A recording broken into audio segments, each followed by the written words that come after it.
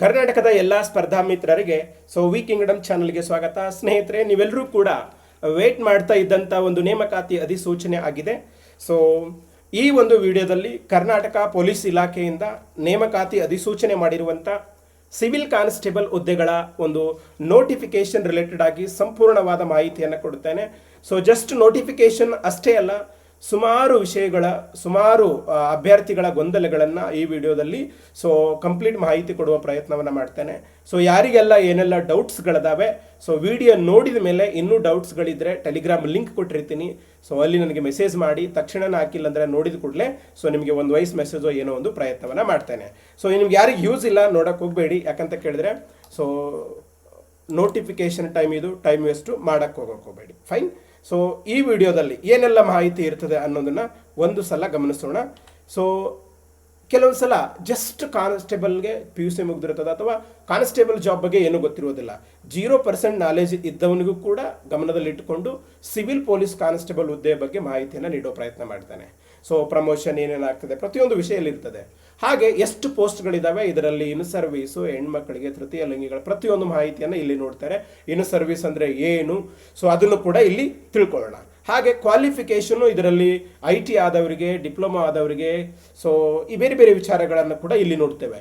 ಹಾಗೆ age limit, very good, ಒಂದು positive ವಿಷಯ ಇದು. ಸುಮಾರು ಅಭ್ಯರ್ಥಿಗಳಿಗೆ ವಯೋಮಿತಿ ಮೀರಿತ್ತು. ಫಸ್ಟ್ ಟೈಮ್ ನಮ್ಮ ಕರ್ನಾಟಕದ ಇತಿಹಾಸದಲ್ಲಿ 35 ವರ್ಷ ವಯೋಮಿತಿ ಕೊಟ್ಟಿರುವಂಥದ್ದು ಒಳ್ಳೆಯ ಅವಕಾಶ. ಅದರ ಜೊತೆಗೆ ಚಾಲೆಂಜು ಕೂಡ. ಯಾಕಂತ ಕೇಳಿದ್ರೆ 35 ಆದಮೇಲೆ ಫಿಸಿಕಲ್ ಪಾಸ್ ಆಗೋದು 6.5 ನಿಮಿಷದ ಒಳಗಡೆ. ಮುಂದೆ ನೋಡೋಣ, ಅದನ್ನು ಜಸ್ಟ್ ಇವಾಗ CT ಪಾಸ್ ಆಗೋಣ. ಅರ್ಜಿ ಸಲ್ಲಿಸುವಂಥ ದಿನಾಂಕ ಮತ್ತು ಶುಲ್ಕ, KE ಎಕ್ಸಾಮ್ ನಡೆಸುವುದರಿಂದ ಒಂದಿಷ್ಟು ಫೀಸ್ ಜಾಸ್ತಿ ಇದೆ. ಅದಕ್ಕೆ ಸಂಬಂಧಪಟ್ಟ ಹಾಗೆ ನೋಡೋಣ. ಮತ್ತು ಎಕ್ಸಾಮ್ ಡೇಟ್ ಕೂಡ ನೋಡೋಣ. ಹಾಗೆ ರಿಕ್ರೂಟ್ಮೆಂಟ್, ಯಾವೆಲ್ಲ ವಿಧಾನಗಳಿದಾವೆ, ಈಗ ಆಲ್ರೆಡಿ ಓದುವಂಥವ್ರಿಗೇನು ಸಮಸ್ಯೆ ಇಲ್ಲ, ಆದರೂ ಕೂಡ ಒಂದಷ್ಟು ಒಂದು ಎಡಿಷನ್ ಇದರಲ್ಲಾಗಿದ್ದಾವೆ. ಅದ್ರ ಬಗ್ಗೆ ನೋಡೋಣ. ಎಷ್ಟು ಫಿಸಿಕಲ್ ಸ್ಟ್ಯಾಂಡರ್ಡ್ ಮಾನದಂಡಗಳು ಏನೇನಿದಾವೆ, ಯಾವ್ಯಾವ ಫಿಸಿಕಲ್ ಎಕ್ಸಾಮ್ ಟೆಸ್ಟ್ಗಳಿದಾವೆ ಅದನ್ನು ಕೂಡ ಇಲ್ಲಿ ನೋಡೋಣ. ಪಠ್ಯಕ್ರಮ, KE ಎಕ್ಸಾಮ್ ನಡೆಸೋದ್ರಿಂದ ಭಾಳಷ್ಟು ಜನ ಗೊಂದಲಕ್ಕೆ, ಕನ್ಫ್ಯೂಸ್ಗೆ ಒಳಗಾಗ್ತಾರೆ. KE ಇಲ್ಲಿವರೆಗೆ ಗ್ರೂಪ್ C ಎಕ್ಸಾಮ್ಗಳ ಎಕ್ಸಾಮ್ ನಡೆಸ್ತಾ ಇದ್ರು. ಎಕ್ಸಾಮ್ ಪ್ರಕಾರ ಸಿಲೆಬಸ್ ಇರ್ತದೆ. KE ಸಿಲೆಬಸ್ ಅಲ್ಲ, ಅದು ಗ್ರೂಪ್ C ಸಿಲೆಬಸ್. ಭಾಳಷ್ಟು ಜನ ಅಲ್ಲಿ ಗೊಂದಲ ಆಗಿರ್ತಾರೆ. ಇಲ್ಲಿ ಕಂಪ್ಲೀಟ್ ಆಗಿ ನೋಟಿಫಿಕೇಶನಲ್ಲಿ ಒಂದು 4 ಲೈನ್ ಸಿಲೆಬಸ್ ಕೊಟ್ಟಿದ್ದಾರೆ. ಅದನ್ನು ಇನ್ನೂ ಏನು ಓದಬೇಕು ಅನ್ನೋದನ್ನು ನೋಡೋಣ. ಹಾಗೆ ಈ 2 ತಿಂಗಳಲ್ಲಿ ಹೆಂಗೆ ಕವರ್ ಮಾಡಬೇಕು, ಈಗಾಗಲೇ ಓದುತ್ತಿರುವಂಥವರು, ಹಿಂದೆ ಓದಿರುವಂಥವರು, ಇನ್ನು ಈಗ ಓದಲು ಆರಂಭಿಸಿರುವಂಥವ್ರ ಬಗ್ಗೆನೂ ಕೂಡ ಇಲ್ಲಿ ನೋಡೋಣ. ಹಾಗೆ ಅರ್ಜಿ ಸಲ್ಲಿಸಬೇಕಾದ್ರೆ ಉದಾಹರಣೆಗೆ ಈಗ ಒಳ ಮೀಸಲಾತಿ ರಿಲೇಟೆಡ್ ಆಗಿ ಒಂದು ರಿಸರ್ವೇಷನ್ ಆಗಿರ್ಬೋದು, ಬೇರೆ ಬೇರೆ ವಿಚಾರಗಳನ್ನು ಇಲ್ಲಿ ನೋಡ್ತೀವಿ. ಆ್ಯಂಡ್ ಕೊನೆಯಲ್ಲಿ ಸಾಮಾನ್ಯವಾಗಿ ಪೊಲೀಸ್ ಇಲಾಖೆಗೆ ಓದುವಂಥ ಕಾನ್ಸ್ಟೇಬಲ್ ಅಭ್ಯರ್ಥಿಗಳು ಕರ್ನಾಟಕದಲ್ಲಿ ಹೈಯೆಸ್ಟ್ ಸಂಖ್ಯೆಯಲ್ಲಿ ಮತ್ತು ತುಂಬ ಕ್ರೇಜಿ ಇರುವಂಥದ್ದು ಆ ಯೂನಿಫಾರ್ಮ್ ಹಾಗೆ ಮಾಡುತ್ತೆ. ಭಾಳಷ್ಟು ಡೈವರ್ಟ್ ಆಗ್ತಾರೆ, ಭಾಳಷ್ಟು ಇಮ್ಮೆಚ್ಯೂರಿಟಿಯಾಗಿ ಥಿಂಕ್ ಮಾಡ್ತಾರೆ, ಭಾಳಷ್ಟು ಎಮೋಷ್ನಲ್ಗಳಾಗ್ತಾರೆ, ಭಾಳಷ್ಟು ಬೇಜಾರದಲ್ಲಿರ್ತಾರೆ, ಖುಷಿಯಲ್ಲಿ ಇರ್ತಾರೆ, ಎಲ್ಲ ರೀತಿಯಿಂದ ಇರ್ತಾರೆ. ಇಲ್ಲಿ ಕೆಲವೊಂದು ವಾಸ್ತವ ಅಂಶಗಳನ್ನು ಮಾತಾಡ್ತೇನೆ, ಅಲ್ಲಿ ತುಂಬ ಮುಖ್ಯವಾಗಿರ್ತದೆ. ಸ್ನೇಹಿತರೆ, ಇದು ನನ್ನ ಬಗ್ಗೆ ಇರುವಂಥ ಒಂದಿಷ್ಟು ಬೇಸಿಕ್ ಇನ್ಫಾರ್ಮೇಷನು. ಇದರ ಬಗ್ಗೆ ನಾನೇನು ಹೇಳೋ ಅವಶ್ಯಕತೆ ಇಲ್ಲ, ಈಗಾಗಲೇ ನಿಮ್ಮೆಲ್ಲರಿಗೆ ಗೊತ್ತಿರುವಂಥ ವಿಚಾರಣೆ ಆಗಿರ್ತದೆ.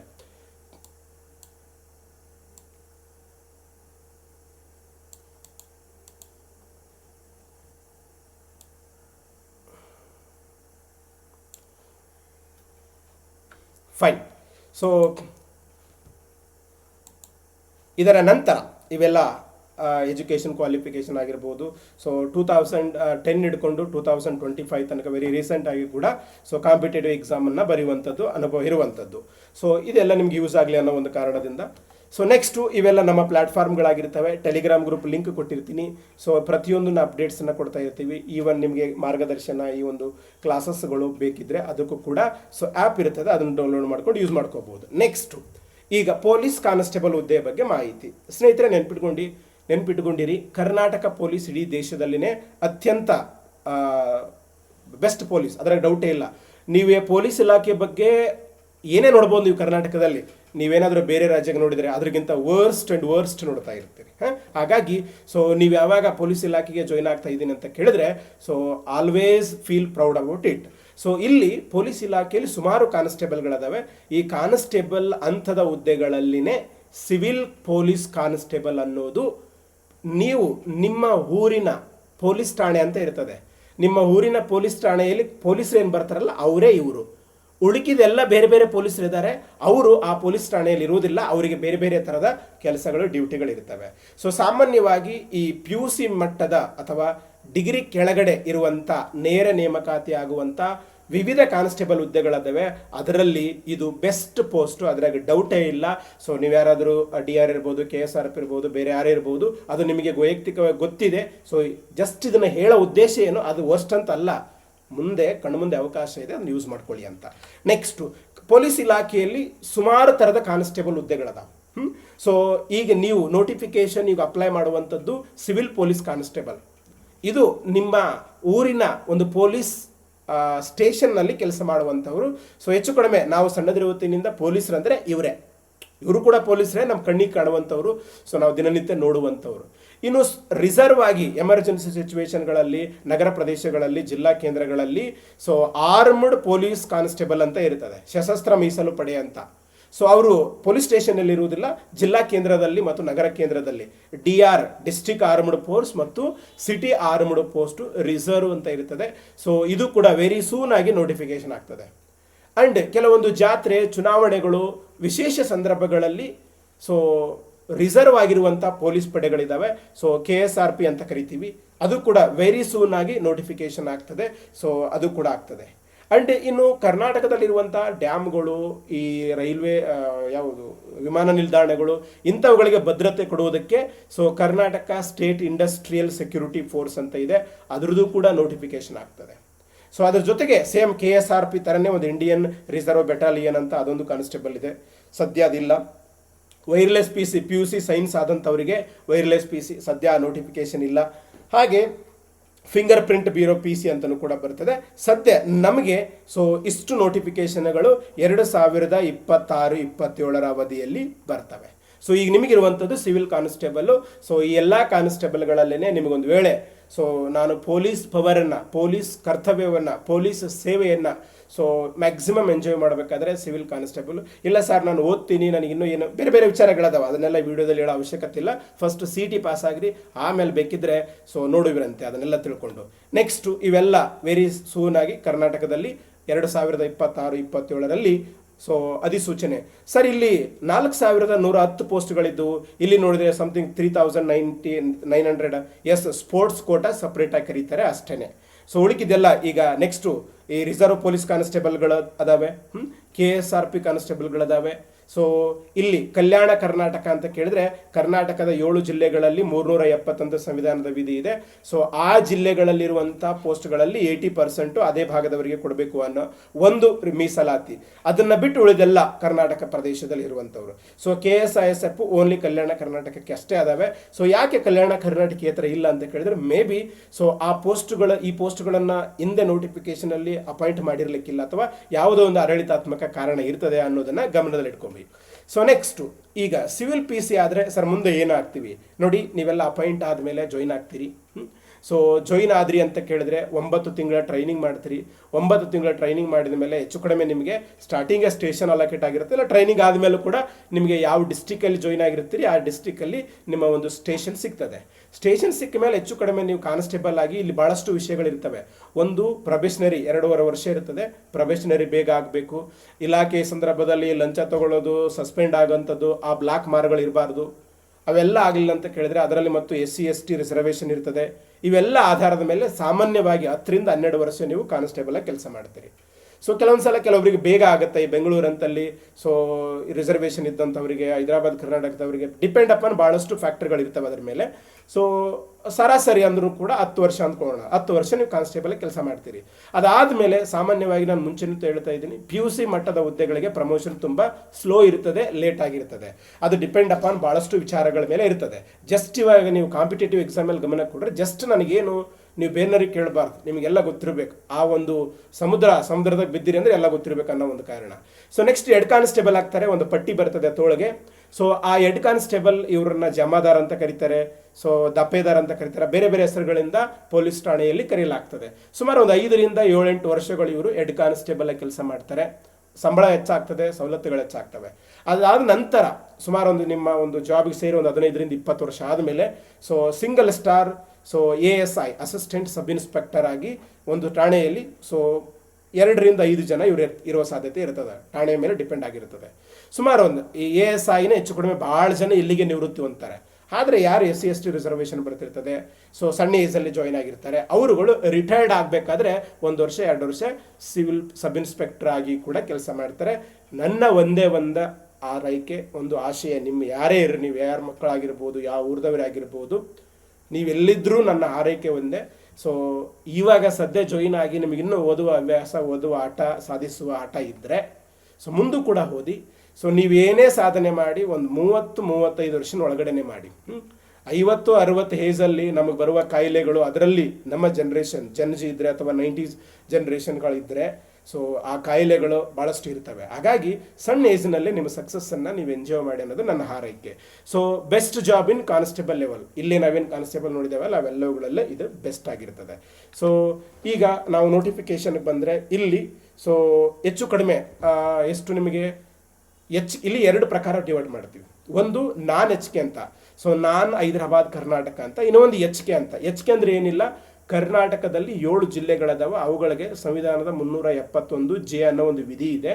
ಅದರ ಪ್ರಕಾರ ಅವು ಸೊ ಬೇರೆ ಬೇರೆ ಕಾರಣಗಳಿಂದ ಹಿಂದುಳಿದಿದೆ. ಅಲ್ಲಿರುವಂಥ ಹುದ್ದೆಗಳಲ್ಲಿ 80% ಹುದ್ದೆಗಳು ಅದೇ ಭಾಗದವರನ್ನೇ ತಗೊಳ್ಬೇಕು ಅನ್ನೋದು ಬೇರೆ ವಿಚಾರ. ಸೊ ಹಾಗಾಗಿ 2 ಭಾಗ ಮಾಡ್ತೀವಿ ಇಲ್ಲಿ. ಸೊ ಪ್ರತಿಯೊಂದಕ್ಕೂ ಕೂಡ ಸಪ್ರೇಟಾಗಿ ಅಧಿಸೂಚನೆ ಮಾಡ್ತಾರೆ, ಸಪ್ರೇಟಾಗಿ ಎಕ್ಸಾಮ್ ಮಾಡಬೇಕು, ಸಪ್ರೇಟಾಗಿ ಸೊ ಸಮಥಿಂಗ್ ಲಿಸ್ಟ್ ಬಿಡಬೇಕು ಅನ್ನೋದು ಪ್ರೆಸೆಂಟ್ ಆಗಿರುವಂಥ ರೂಲ್ಸು. ಇದರ ಪ್ರಕಾರ ನಾವು ನಾನ್ HK ಅಂದರೆ ಕರ್ನಾಟಕದ ಸೊ ಎಲ್ಲ ಜಿಲ್ಲೆಗಳ ಅಭ್ಯರ್ಥಿಗಳು ಇದಕ್ಕೆ ಅಪ್ಲೈ ಮಾಡ್ಬೋದು. ಸೊ ಇಲ್ಲಿ direct candidates, sir direct candidate ಅಂದರೆ ಅರ್ಥ ಏನು? ನೀವು ಈಗಾಗಲೇ ಪೊಲೀಸ್ ಇಲಾಖೆಯಲ್ಲಿ ಇಲ್ಲ. ಸೊ ಪೊಲೀಸ್ ಇಲಾಖೆಯಲ್ಲಿರುವಂಥವ್ರಿಗೆ ಇನ್ ಸರ್ವಿಸ್ ಅಥವಾ ಸೇವಾ ನಿರತ ಅಂತ ಕರಿತೀವಿ. ಸರ್ ಇವ್ರು ಯಾರು ಸರ್? ಅವರು ಸಿವಿಲ್ ಕಾನ್ಸ್ಟೇಬಲ್ಗಳಿಲ್ಲ, ಅವರು ಬೇರೆ ಕಾನ್ಸ್ಟೇಬಲ್ಗಳದಾರ, ಅಥವಾ ಸಿವಿಲ್ ಕಾನ್ಸ್ಟೇಬಲ್ಗಳದಾರ ಬೇರೆ ಡಿಸ್ಟಿಕಲ್ಲಿ ಅದಾರ. ಸೊ ಬೇರೆ ಬೇರೆ ಅವ್ರು 5 years ಸರ್ವಿಸ್ ಆಗಿರಬೇಕು ಪೊಲೀಸ್ ಇಲಾಖೆಗೆ ಸೇರಿ. ಅವರುಗಳಿಗೆ ನಾವು ಸೇವಾ ನಿರತ ಇನ್ ಸರ್ವಿಸ್ ಅಂತ ಕರಿತೀವಿ. ಫೈನ್. ಸೊ ಇಲ್ಲಿ ಡೈರೆಕ್ಟ್ ಕ್ಯಾಂಡಿಡೇಟ್ಗಳಿಗೆ 2266 ಪೋಸ್ಟು, ಮಹಿಳೆಯರಿಗೆ ಸಪ್ರೇಟ್ ಆಗಿನೇ ಇರ್ತವೆ. 755 ಪೋಸ್ಟು ಹೆಣ್ಣು ಮಕ್ಕಳಿಗೆ ಇದ್ದಾವೆ. ಸೊ ಒಟ್ಟಿನಲ್ಲಿ ಈ ತೃತೀಯ ಲಿಂಗಿ, ಥರ್ಡ್ ಜೆಂಡರ್ ಅಂತ ಕರಿತೀವಿ, ಈ ಥರ್ಡ್ ಜೆಂಡರ್ ಅಭ್ಯರ್ಥಿಗಳಿಗೆ 35 ಪೋಸ್ಟ್ಗಳಿದಾವೆ. ಒಂದು ವೇಳೆ ಅವ್ರಿಗೇನ ಸಿಗಲಿಲ್ಲ ಅಂತ ಕೇಳಿದ್ರೆ ಸೊ ಅವರಿಗೆ ಸಂಬಂಧಪಟ್ಟ ಒಂದು ಕ್ಯಾಸ್ಟ್ ರಿಸರ್ವೇಷನ್ ಆಧಾರದ ಮೇಲೆ ಫಸ್ಟಿಗೆ ಸೊ ಹೆಣ್ಮಕ್ಕಳಿಗೆ 25% ಪೋಸ್ಟ್ನ, ಅವ್ರು ಸಿಕ್ಕಿಲ್ಲ ಅಂದರೆ 25% ಪೋಸ್ಟ್, 35 ಅದಾವ ಅಂದರೆ ಇದರಲ್ಲಿ 25% ಹೆಣ್ಮಕ್ಳಿಗೆ ಕೊಡ್ತಾರೆ. ಸೊ ಉಳಿಕಿದ 75% ಪೋಸ್ಟ್ಗಳನ್ನು ಸೊ ಪುರುಷ ಅಭ್ಯರ್ಥಿಗಳಿಗೆ ಸಂಬಂಧಪಟ್ಟ ಜಾತಿಯಲ್ಲಿ ಇವ್ರು ಸಿಕ್ಕಿಲ್ಲ ಅಂದರೆ, ಥರ್ಡ್ ಜೆಂಡರ್ ಸಿಕ್ಕಿಲ್ಲ ಅಂದರೆ. ಫೈನ್. ಸೊ ಟೋಟಲ್ ಆಗಿ 3395 ಪೋಸ್ಟು ನಾನ್ HK ಅವರಿಗೆ ಅದಾವೆ. ಮತ್ತು ಇದರಲ್ಲಿ ಡಿಸ್ಟ್ರಿಕ್ಟ್ ವೈಸ್ ಇರ್ತಾವ, ನೆನ್ಪಿಟ್ಕೊಂಡಿರಿ. ನೀವು ಯಾವ ಡಿಸ್ಟ್ರಿಕ್ಟ್ ಇಲ್ಲಿ ಭಾಳ ಸಂಖ್ಯೆ ಅದಾವಂತ ಫೀಲ್ ಮಾಡ್ಕೊಳ್ಳೋಂಗಿಲ್ಲ. ನೀವು ಯಾವ ಡಿಸ್ಟ್ರಿಕ್ಟಲ್ಲಿ ಕೆಲಸ ಮಾಡಬೇಕು ಅಂದ್ಕೊಂಡಿರ್ತೀರಿ ಅಥವಾ ಸೆಲೆಕ್ಟ್ ಆಗಬೇಕು ಅಂದ್ಕೊಂಡಿರ್ತೀರಿ, ಆ ಡಿಸ್ಟ್ರಿಕ್ಗೆ ಸಪ್ರೇಟಾಗಿ ಒಂದು PDF ಸೊ ನಿಮ್ಮ ಈ ಒಂದು ವಿಡಿಯೋದ ಲಿಂಕಲ್ಲಿನೇ ಕೊಟ್ಟಿರ್ತೀನಿ, ಟೆಲಿಗ್ರಾಮಲ್ಲಿ ಕೂಡ ಇದೆ, ಅಲ್ಲಿ ನೋಡ್ಕೋಬಹುದು. ಸೊ ಇನ್ ಸರ್ವಿಸ್ ಅಭ್ಯರ್ಥಿಗಳಂದರೆ ಪೊಲೀಸ್ ಇಲಾಖೆಯಲ್ಲಿ ಸೊ ಬೇರೆ ಬೇರೆ ಕಾನ್ಸ್ಟೇಬಲ್ ಇನ್ಕ್ಲೂಡಿಂಗ್ ಸಿವಿಲ್ ಕಾನ್ಸ್ಟೇಬಲ್ ಆಗಿ 5 ವರ್ಷ ಅರ್ಜಿ ಸಲ್ಲಿಸುವ ಕೊನೆಯ ದಿನಾಂಕದಂದು ಸೇವೆ ಸಲ್ಲಿಸಿರಬೇಕು. ಅವರು ಸೊ ಈಗ DR ಇದ್ದಂಥವರು ಸಿವಿಲಿಗೆ ಬರ್ಬೋದು, KSRP ಇದ್ದವರು ಸಿವಿಲಿಗೆ ಬರ್ಬೋದು. ಅಂಥವ್ರುಗಳಿಗೆ ಸಪ್ರೇಟಾಗಿ ಸೊ ನೋಟಿಫಿಕೇಶನ್, ಅವ್ರು 5 years ಸರ್ವಿಸ್ ಆಗಿರಬೇಕು. ಈ ಹುದ್ದೆಗಳಿಗೆ ಕರ್ನಾಟಕದ ಎಲ್ಲ ಅಭ್ಯರ್ಥಿಗಳು, ಇಟ್ ಮೀನ್ಸ್ ಎಲ್ಲ ಜಿಲ್ಲೆಯ ಅಭ್ಯರ್ಥಿಗಳು ಕೂಡ ಅರ್ಜಿ ಸಲ್ಲಿಸಬಹುದು. ಸೊ ಎಕ್ಸಾಮ್ ಬರಿಬಹುದು. ನೆಕ್ಸ್ಟ್ ಹೈದರಾಬಾದ್ ಕರ್ನಾಟಕ ಅಂತ ಬರ್ತದೆ. ಸೊ ಸಂವಿಧಾನದ 371ನೇ ವಿಧಿಯಲ್ಲಿ 7 ಜಿಲ್ಲೆಯ ಅಭ್ಯರ್ಥಿಗಳು ಮಾತ್ರ ಅರ್ಜಿ ಸಲ್ಲಿಸಬೇಕು. ಸೊ ಅವರಿಗೆ 371J ಅಂತ ರಿಸರ್ವೇಷನ್ ಸರ್ಟಿಫಿಕೇಟನ್ನು 7 ಜಿಲ್ಲೆಗಳಲ್ಲಿ ಕೊಡ್ತಾರೆ. ಸೊ ಇವರನ್ನ ಹೊರತುಪಡಿಸಿ ಹಿಂದೆ 2022ರಲ್ಲಿ ಏನಿತ್ತು, ಈ HKದಲ್ಲಿನೇ ಈಗ ಅಲ್ಲಿ ಸಪೋಸ್ ಯಾವುದೋ ಒಂದು ಜಿಲ್ಲೆಯಲ್ಲಿ 100 ಪೋಸ್ಟ್ ಅದ ಅಂದ್ಕೊಳ್ಳೋಣ, ಇದರಲ್ಲಿ 80 ಪೋಸ್ಟು ಹೈದರಾಬಾದ್ ಕರ್ನಾಟಕದವ್ರನ್ನ ನೇಮಕ ಮಾಡ್ಕೋಬೇಕು, ಉಳಿಕೆದ 20 ಪೋಸ್ಟು ನಾನ್ HKದವ್ರಿಗೆ ಕೊಡಬೇಕು ಅನ್ನೋದು ರೂಲ್ಸ್ ಇದೆ. ಆದರೆ 2022ರಲ್ಲಿ HK ನೋಟಿಫಿಕೇಶನಲ್ಲಿ 2 ಪೋಸ್ಟ್ನು ಕೊಟ್ಟಿದ್ರು, ನಾನ್ HKದವ್ರದ್ದು ಇದರಾಗೆ ಕೊಟ್ಟಿದ್ರು. ಬಟ್ ಈ ಸಲ ಸೊ ಈ ನಾನ್ HK ಅವರಿಗೆ ಅಪ್ಲಿಕೇಬಲ್ ಇರುವಂಥ HK ಪೋಸ್ಟ್ಗಳನ್ನು ನಾನ್ HK ನೋಟಿಫಿಕೇಶನಲ್ಲಿ ಕೊಟ್ಟಿದ್ದಾರೆ. ಇದರಿಂದ ಏನು ಲಾಸ್ ಆಯಿತು ನಾನ್ HKದವರಿಗೆ ಅಂದರೆ, HKಯಲ್ಲಿರುವಂಥ ಪೋಸ್ಟ್ಗಳಿಗೆ ಅವರು ಕೂಡ ಅರ್ಜಿ ಸಲ್ಲಿಸಬಹುದಾಗಿತ್ತು, ಅವರು ಕೂಡ 2 ಅಪ್ಲಿಕೇಶನ್ ಸೊ 2 ಎಕ್ಸಾಮ್ ಬರಿಬೋದಾಗಿತ್ತು, ಅದು ಮಿಸ್ ಆಗಿದೆ. ಸೊ ಈವನ್ ನಾನು ಒಂದು 2-3 ಈಗೇನು ಸ್ಟೂಡೆಂಟ್ ಹೋರಾಟ ಮಾಡುವಂಥವ್ರಿಗೆ ಕೇಳಿದ್ರು, ಅದನ್ನು ಕೂಡ ಹೇಳಿದ್ದೇನೆ. ಸೊ ಅಭ್ಯರ್ಥಿಗಳಿಗೆ ಒಳ್ಳೆಯದಾದರೆ ಅದು ಆ ಪೋಸ್ಟ್ಗಳನ್ನು ಎಚ್ ಕೆ ನೋಟಿಫಿಕೇಶನ್ ನಾನ್ ಎಚ್ ಕೆ ಎಲ್ಲಿ ಕೊಟ್ಟಿರುವಂಥ ಎಚ್ ಕೆ ಎಲ್ಲೇ ಕೊಟ್ಟಿದ್ರೆ 2 ಅರ್ಜಿಯನ್ನು ಸಲ್ಲಿಸಬಹುದಾಗಿತ್ತು, 2 ಎಕ್ಸಾಮ್ ಬರೆಯೋದಾಗಿತ್ತು. ಸೊ ಇಲ್ಲಿ ಕೇವಲ 7 ಜಿಲ್ಲೆಯವರು ಮಾತ್ರ ಸೊ ಎಕ್ಸಾಮ್ ಬರೀಬಹುದು. ಟೋಟಲ್ 596 ಪೋಸ್ಟು ಎಚ್ ಕೆ ಇದ್ದಾವೆ. ಇದರಲ್ಲಿ 398 ಡೈರೆಕ್ಟ್ ಕ್ಯಾಂಡಿಡೇಟ್ಗಳಿಗೆ ಪುರುಷ, ಸೊ ಮಹಿಳೆಯರಿಗೆ 133 ಅದಾವೆ. ಸೊ ಇನ್ ಸರ್ವಿಸ್ನಂಥವರಿಗೆ ಇನ್ ಸರ್ವಿಸು 5 ಇಯರ್ಸು ಕರ್ನಾಟಕದ ಯಾವುದೇ ಜಿಲ್ಲೆಯಲ್ಲಿ ಕೆಲಸ ಮಾಡಿರಬೇಕು, ಯಾವುದೇ ಕಾನ್ಸ್ಟೇಬಲ್ ಅಂತದ ಹುದ್ದೆಯಲ್ಲಿ. ಫೈನ್. ಸೊ ಮತ್ತು ಅಗೇನ್ ಡಿಸ್ಟ್ರಿಕ್ಟ್ ವೈಸ್ ಜಿಲ್ಲಾವಾರು ಇರ್ತವೆ. ನೀವು ಯಾವ ಡಿಸ್ಟ್ರಿಕ್ಟ್ ಚೂಸ್ ಮಾಡಿದ್ರೆ ಭಾಳ ಇಂಪಾರ್ಟೆಂಟ್. ಯಾಕಂದರೆ ಕಟ್ ಆಫ್ ಡಿಸ್ಟ್ರಿಕ್ಟ್ ವೈಸ್ನಿಂದ ಇರ್ತದೆ. ಕೆಲವೊಂದು ಸಲ ಸೊ ಒಂದು ಡಿಸ್ಟ್ರಿಕ್ಕಲ್ಲಿ 70 ತೊಗೊಂಡಿರ್ತೀರಿ, ಸೆಲೆಕ್ಟ್ ಆಗೋದಿಲ್ಲ. ಯಾವುದೋ ಡಿಸ್ಟ್ರಿಕ್ಕಲ್ಲಿ 55 ತೊಗೊಂಡು ಸೆಲೆಕ್ಟ್ ಆಗ್ತಾನೆ. ಎಲ್ಲ ಪಾಸಿಬಿಲಿಟೀಸ್ ಇದೆ. ಸೊ ನೀವೇನೇ ಮಾಡಿ ಅದು ಆಗಿಲ್ಲ ಅಂದಮೇಲೆ ಅಳುವುದಕ್ಕಿಂತ ಬೇಯ್ಬೋದು, ಕೋಪ ಮಾಡ್ಕೊಳ್ಬೋದು, ಸೋಷಿಯಲ್ ಮೀಡಿಯಾದಲ್ಲಿ ಏನು ಬೇಕಾದ ವಾಂತಿ ಮಾಡ್ಕೋಬೋದು. But nobody will care you. This the reality. ಇದನ್ನು ಅರ್ಥ ಮಾಡ್ಕೊಂಡು ಮುಂದೆ ಹೋಗಿ. ಸೊ ನಾನ್ ಎಚ್ ಕೆ ಅಭ್ಯರ್ಥಿಗಳು ಎಚ್ ಕೆಯಲ್ಲಿ ಅರ್ಜಿ ಸಲ್ಲಿಸಬಹುದಾ ಅದೇ ಹೇಳಿದ್ನಲ್ಲ. ಸೊ ಎಚ್ ಕೆಯಲ್ಲಿ ಆ 20% ಪೋಸ್ಟ್ಗಳನ್ನು ಕೊಟ್ಟಿಲ್ಲ. ಉದಾಹರಣೆಗೆ ಸೊ ಬಳ್ಳಾರಿ, ಸಮಥಿಂಗ್ ರಾಯಚೂರು, ಈ 2 ಡಿಸ್ಟಿಕಲ್ಲಿರುವಂಥ 10 ಮತ್ತು 20 ಪೋಸ್ಟ್ಗಳನ್ನು ನಾನ್ ಎಚ್ ಕೆ ನೋಟಿಫಿಕೇಷನಲ್ಲೇ ಕೊಟ್ಟಿರುವುದರಿಂದ ಎಟ್ ಪ್ರೆಸೆಂಟ್ ಆಗಿ ಸೊ ಎಚ್ ಕೆ ನೋಟಿಫಿಕೇಷನಲ್ಲಿ ನೀವು ಅರ್ಜಿ ಸಲ್ಲಿಸೋಕ್ಕೆ ಬರೋದಿಲ್ಲ. ಇನ್ನೂ ಒಂದು ಸಲ ಬೇಕಿದ್ರೆ ನೀವು ಯಾರಿಗೆ ಅಫಿಷಿಯಲ್ ಇದ್ದವರಿಗೆ ಕನ್ಫರ್ಮ್ ಮಾಡ್ಕೊಳ್ಬೋದು. ಸೊ ಇನ್ನು education qualification, S simple, 12th ಅಥವಾ PUC ಪಾಸ್ ಆಗಿರಬೇಕು. ಅದು ಸ್ಟೇಟ್ ಆದರೆ ಇರ್ಬೋದು, CBCS ಆಗಿರ್ಬೋದು, ಸೆಂಟ್ರಲ್ ಆಗಿರ್ಬೋದು, ಯಾವುದೇ ಇರ್ಬೋದು. ಸಾಮಾನ್ಯ 35% ಮಿನಿಮಮ್ ಪಾಸ್ ಆದರೆ ಸಾಕು. ಬಟ್ ಆ ಅರ್ಜಿ ಸಲ್ಲಿಸೋ ಕೊನೆ ದಿನಾಂಕದೊಳಗೆ ಪಾಸ್ ಆಗಿರಬೇಕು. ಸೊ 18 ಏಜ್ ಆಗಿರಬೇಕು. ನೀ PUC ಪಾಸ್ ಆಗಿದ್ದೀನಿ, ನಾನು 98% ಇದೆ, ಬಟ್ ನಾ ಇನ್ನೂ 18 ಏಜ್ ಆಗಿಲ್ಲ, 18 ಏಜ್ ಆಗಿರಬೇಕು. ಮುಂಚೆ ಎಲ್ಲ 19 ಏಜ್ ಇತ್ತು, ಇದೊಂದು ಅಡ್ವಾಂಟೇಜು. ಫೈನ್. ಸೊ ನೆಕ್ಸ್ಟು ಇದ್ರ ಜೊತೆಗೆ ಸುಮಾರು ಅಭ್ಯರ್ಥಿಗಳು ಸೊ ITI ಮಾಡಿರ್ತಾರೆ, ಬಟ್ ಡೈರೆಕ್ಟ್ ITI ಇದ್ದವರಿಗೆ ಅಲವಿಲ್ಲ. ಅದರ ಜೊತೆಗೆ so national institute of open schooling ಅಂತ ಒಂದು ಸಂಸ್ಥೆ, ಅವರು ನಡೆಸುವಂಥ ಒಂದು ಲ್ಯಾಂಗ್ವೇಜ್ ಕೋರ್ಸನ್ನು ಪಾಸ್ ಮಾಡಿರಬೇಕು. ಸೊ ಸುಮಾರು ಜನ ನಾನು ಇವತ್ತಲ್ಲ ಕಳೆದ 15 ವರ್ಷಗಳಿಂದ ನೋಡ್ತಾ ಇದ್ದೀನಿ. ಅದರಲ್ಲೂ ವಿಶೇಷವಾಗಿ ಒಂದು 8 ವರ್ಷದಿಂದ ನೋಡ್ತಾ ಇದ್ದೀನಿ. ಸೊ ನೋಟಿಫಿಕೇಶನ್ ಆದಾಗ ಮಾತ್ರ ಅವ್ರಿಗೆ ನೆನಪು ಬರುತ್ತೆ. ಪ್ರತಿಯೊಂದು ವಿಡಿಯೋದಲ್ಲಿ ಇವತ್ತೆಲ್ಲ ಇನ್ಫಾರ್ಮೇಷನ್ನು ಪ್ರತಿಯೊಂದು ಅಂಗೈದಿಲ್ಲ ಅದರೇ. ಆದರೆ ನಾವೇನಂತ ಕೇಳಿದ್ರೆ ಗುಡ್ಡಕ್ಕೆ ಬೆಂಕಿ ಹತ್ತಿದಾಗಲೇ ರೆಡಿ ಆಗುವಂಥದ್ದು. ಸೊ ಹಾಗೆ ಸೊ JOC ಅಂತ ಮುಂದೆ ಈ ಜಾಬ್ ಓರಿಯೆಂಟೆಡ್ ಸರ್ಟಿಫಿಕೇಟ್ ಕೋರ್ಸ್ ಅಂತ ಒಂದು ಇರ್ತಾ ಇತ್ತು. ಅದು ನೇರವಾಗಿ PUCಗೆ ಈಕ್ವಲ್ ಇದೆ. ಅದಕ್ಕೆ ಯಾವುದೇ NOC ಬೇಕಾಗಿಲ್ಲ. ಇನ್ನೂ ಒಂದು ಸಲ ಬೇಕಿದ್ರೆ ನೋಟಿಫಿಕೇಶನ್ ಓದಿ. ಇಲ್ಲಿ ಮೋಸ್ಟ್ ಇಂಪಾರ್ಟೆಂಟ್ ಏನು ಅಂತ ಕೇಳಿದ್ರೆ ಡಿಪ್ಲೊಮಾ ಮಾಡಿದವರು. ಹಿಂದೆ ಎಲ್ಲ ಹೆಂಗಿತ್ತಂದರೆ ITI ಯಾಕೆ ಮಾಡ್ತಿದ್ರೆ ಅಂದರೆ ಬೇಗ ಜಾಬ್ ಸಿಗಲಿ ಅಂತ. ಯಾವ ಜಾಬು ಯಾವುದೋ ಈ ಕಂಪನಿಗಳಲ್ಲಿ ಬೇರೆ ಬೇರೆ. ಡಿಪ್ಲೊಮಾ ಯಾಕೆ ಮಾಡ್ತಿದ್ರು, ಅದನ್ನು ಕೂಡ ಕಾರ್ಪೊರೇಟ್ ಉದ್ದೇಶಕ್ಕೆ ಮಾಡ್ತಾ ಇದ್ರು. ಬಟ್ ಇವತ್ತು ಕಂಪ್ಲೀಟ್ ಆಗಿ ಇವರೆಲ್ಲರೂ ಕೂಡ ಸೊ ಗೌರ್ಮೆಂಟ್ ಜಾಬಿಗೆ ಬರ್ತಾ ಇದ್ದಾರೆ. ಅದಕ್ಕೆಲ್ಲ ಮುಖ್ಯ ಕಾರಣ ಈ ಕೋವಿಡಲ್ಲಿ ಕೊಟ್ಟಂಥ ಒಂದು ಶಾಕ್. ಸೊ ಅದೇನೇ ಇರಲಿ, ಇಲ್ಲಿ 3 ವರ್ಷ ಡಿಪ್ಲೊಮಾ ಯಾರ್ದು ಆಗಿರ್ತದೆ ಅವರುಗಳಿಗೆ ಮುಖ್ಯವಾಗಿ ನೀವೆಲ್ಲರೂ PCಗೆ ಎಲಿಜಿಬಲ್, ಅದರ ಡೌಟೇ ಬೇಡ. ಬಟ್ ಒಂದು ವಿಷಯ ನೆನ್ಪಿಟ್ಕೊಂಡಿರಿ, ಯಾರ್ದು 2015 ನಂತರ ಡಿಪ್ಲೊಮಾ ಮುಗಿದಿದೆ, ನೀವು ನೇರವಾಗಿ ಏನು ಬೇರೆ ತಲೆ ಕಟ್ಸ್ಕೊಳ್ಳೋಕೆ ಹೋಗಬೇಡಿ, PCಗೆ ಎಲಿಜಿಬಲ್. ಯಾರ್ದು 2015ಕ್ಕಿಂತ ಮುಂಚೆ ಡಿಪ್ಲೊಮಾ ಮುಗಿದಿದೆ ನೀವು ಎಲಿಜಿಬಲ್. ಆದರೆ KPSC ನಡೆಸುವಂಥ ಡಿಪಾರ್ಟ್ಮೆಂಟಲ್ ಎಕ್ಸಾಮ್, ಸರ್ ಡಿಪಾರ್ಟ್ಮೆಂಟಲ್ ಯಾವಾಗ ನಡೀತದೆ, ನೀವು PC ಆಗಿ ಜಾಯಿನ್ ಆದ ಮೇಲೆ KPSCದವರು ಡಿಪಾರ್ಟ್ಮೆಂಟಲ್ ಇಲಾಖಾ ಪರೀಕ್ಷೆ ಅಂತ ನಡೆಸ್ತಾರೆ. ಈಗ ಯಾಕೆ ತಲೆ ಕಟ್ಸೋಗೋಗ್ತೀರಿ, ಜಸ್ಟ್ ನಿಮ್ಮ ಅಪ್ಲಿಕೇಶನ್ ಹಾಕುವಾಗ ಇದನ್ನು ಮಾಹಿತಿ ಕೊಡ್ರಿ ಸಾಕು. ಸೊ ಆವಾಗ ಎಲ್ಲರೂ ಪಾಸ್ ಆಗ್ತಾರೆ ಪ್ರಮೋಷನ್ ಆಗಬೇಕಾದ್ರೆ. ಮತ್ತು ಈ ಒಂದು ಯಾವುದು ಜನರಲ್ಲ ಅಂತ ಬರ್ತದೆ, ನಿಮ್ಮ ಒಂದು ಪ್ರೊಬೇಷನರಿ ಪೀರಿಯಡ್ ಮುಗಿಬೇಕಾದ್ರೆ KPSC ನಡೆಸುವಂಥ ಡಿಪಾರ್ಟ್ಮೆಂಟಲ್ ಎಕ್ಸಾಮ್ ಎಲ್ಲರೂ ಪಾಸ್ ಆಗ್ತಾರೆ ಜನರಲ್ಲ. ನೀವು 2015ಕ್ಕಿಂತ ಮುಂಚೆ ಡಿಪ್ಲೊಮಾ ಆದವರು ಈ ಜನರಲ್ ಲಾ ಜೊತೆಗೆ ಕನ್ನಡ ಲ್ಯಾಂಗ್ವೇಜ್ ಪರೀಕ್ಷೆಯನ್ನು ಪಾಸ್ ಮಾಡಬೇಕು ಸರ್. ಮತ್ತು ಬೇರೆದವರು ಆಲ್ರೆಡಿ SSLCಯಲ್ಲಿ ಓದಿರ್ತಾರೆ, ನೀವು ಓದಿದ್ರೂ ಇನ್ನೊಂದು ಸಲ ಪಾಸ್ ಮಾಡಬೇಕು ಅಷ್ಟೇ. ಈಗ ಯಾಕೆ ತಲೆ ಕೆಡಿಸ್ಕೋತೀರಿ, ಸೆಲೆಕ್ಟ್ ಆದ ಮೇಲಲ್ಲ, ಸೆಲೆಕ್ಟ್ ಆಗೋ ತನಕ ವಿಚಾರ ಮಾಡಿ. ಸೊ ಒಟ್ಟಿನಲ್ಲಿ ಡಿಪ್ಲೊಮಾದವರು ಬರ್ತೀರಿ. ನೆಕ್ಸ್ಟ್ ಅರ್ಜಿ ಸಲ್ಲಿಸುವ ಕೊನೆಯ ದಿನಾಂಕದ ಒಳಗಾಗಿ ರಿಸಲ್ಟ್ ಬಂದಿರಬೇಕು. ಸೊ ಏಜ್ ಲಿಮಿಟ್ ಭಾಳಷ್ಟು ಒಂದು ಬೆಸ್ಟ್ ಔಟ್ಪುಟ್. ಇದಕ್ಕೋಸ್ಕರ ಸುಮಾರು ಜನ ಹೋರಾಟ ಮಾಡಿದರು, ಸ್ಟ್ರೈಕ್ ಮಾಡಿದರು. ಸೊ ಆಗಿದೆ, ನೀವು ಅಂದುಕೊಂಡದ್ದೇ ಸಿಕ್ಕಿದೆ. ಕನಿಷ್ಠ ವಯಸ್ಸು ಹಿಂದೆ 19 ಇತ್ತು, ಈಗ 18 ಏಜ್ ಇದೆ. ಸೊ ಜಸ್ಟ್ 18 ಇದ್ದವರು ಕೂಡ ಅರ್ಜಿ ಸಲ್ಲಿಸ್ಬೋದು. ಸೊ ಅದು ಜಾಬ್ ಆಗುತ್ತೋ ಬಿಡುತ್ತೋ, KEದವ್ರು ಎಕ್ಸಾಮ್ ಮಾಡ್ತಾ ಇರೋದ್ರಿಂದ ನಿಮಗೆ ಹೋದದೆ ಬರೀ ನಾನು ಅಪ್ಲಿಕೇಶನ್ ಹಾಕ್ತೀನಿ, ನಾನು ಅಪ್ಲಿಕೇಶನ್ ಹಾಕಿನ ಜಾಬ್ ಸಿಗೋದಿಲ್ಲ. ಮಿನಿಮಮ್ ಏನಿಲ್ಲ ಅಂದ್ರೆ 2 ರಿಂದ 3 ಲಕ್ಷ ಜನ ಅಪ್ಲಿಕೇಶನ್ ಹಾಕ್ತಾರೆ. ಸೊ ವಯೋಮಿತಿ ನೋಡಿ ಮಿನಿಮಮ್ 18 ಇದ್ದರೆ ಸಾಕು. GM ಅಭ್ಯರ್ಥಿಗಳಿಗೆ 33 ವರ್ಷ. ಹಿಂದೆ ಇದು ಕೇವಲ 2027 ತನಕ ಮಾತ್ರ ಇರ್ತದೆ. ಅದಾದ ಮೇಲೆ ಸೊ GM ಅಭ್ಯರ್ಥಿಗಳಿಗೆ 28 ಏಜ್. ಆ್ಯಕ್ಚುಲಿ ಇದು ಭಾಳ ದೊಡ್ಡ ಏಜ್ ಇದು. ಅದಕ್ಕೆ ಕಾರಣ ಸರ್ಕಾರ ನೋಟಿಫಿಕೇಶನ್ ಮಾಡಿರಲಿಲ್ಲ. But so next category 1, 2A, 2B ಈ ಎಲ್ಲ OBC ಅಭ್ಯರ್ಥಿಗಳಿಗೆ 35. ಇನ್ನು SC ST ಎಲ್ಲ ಅಭ್ಯರ್ಥಿಗಳಿಗೆ ಸೊ ಒಟ್ಟಿನಲ್ಲಿ 35. ಇನ್ನು ಅರಣ್ಯದಲ್ಲಿ ಬದುಕುವಂಥ ಈ ಬುಡಕಟ್ಟು ಸಮುದಾಯದ ಅಭ್ಯರ್ಥಿಗಳಿಗೆ 38. ನೆನ್ಪಿಟ್ಕೊಳ್ಳಿ ಸ್ನೇಹಿತರೆ, 30+ ಆದವರಿಗೆ ಫಿಸಿಕಲ್ ತುಂಬ ಕಷ್ಟ. ಸೊ ಅದಕ್ಕೆ ನೀವು ಫಸ್ಟು CT ಪಾಸ್ ಆಗಿ ಅದರ ಜೊತೆಗೆ ಸಾಧ್ಯವಾದರೆ ಆಲ್ರೆಡಿ ನೀವು ಓದ್ತಾ ಇದ್ದರೆ ಮಾರ್ನಿಂಗ್ 1 ಅವರ್ ರನ್ನಿಂಗ್ ಓಡಕ್ಕೆ ಹೋಗ್ಬೇಡ್ರಿ, ವಾಕ್ ಮಾಡಿ. ರನ್ನಿಂಗ್ ಓಡಿದ್ರೆ ಫಿಸಿಕಲಿ ಸ್ಟ್ರೈನ್ ಆಗುತ್ತೆ. ಸೊ ಯಾವುದೇ ಕಾರಣಕ್ಕೆ 1600 ಮೀಟರ್ನ 6.5 ನಿಮಿಷ ಟೈಮಿಂಗ್ ಹಚ್ಚಿ ಓಡಕ್ಕೆ ಹೋಗಬೇಡಿ. ಜಸ್ಟ್ ವಾಕ್ ಮಾಡಿ, ಫಿಸಿಕಲಿ ಫಿಟ್ ಇರಿ ಅಷ್ಟೇ. ಯಾರು 30+ ಇರುವಂಥವ್ರು. ಸೊ ಅದ್ರ ಬಗ್ಗೆ ನಾನು ಮುಂದೆ ಈ ಫಿಸಿಕಲ್ ವಿಡಿಯೋದಲ್ಲಿ ಹೇಳ್ತೀನಿ.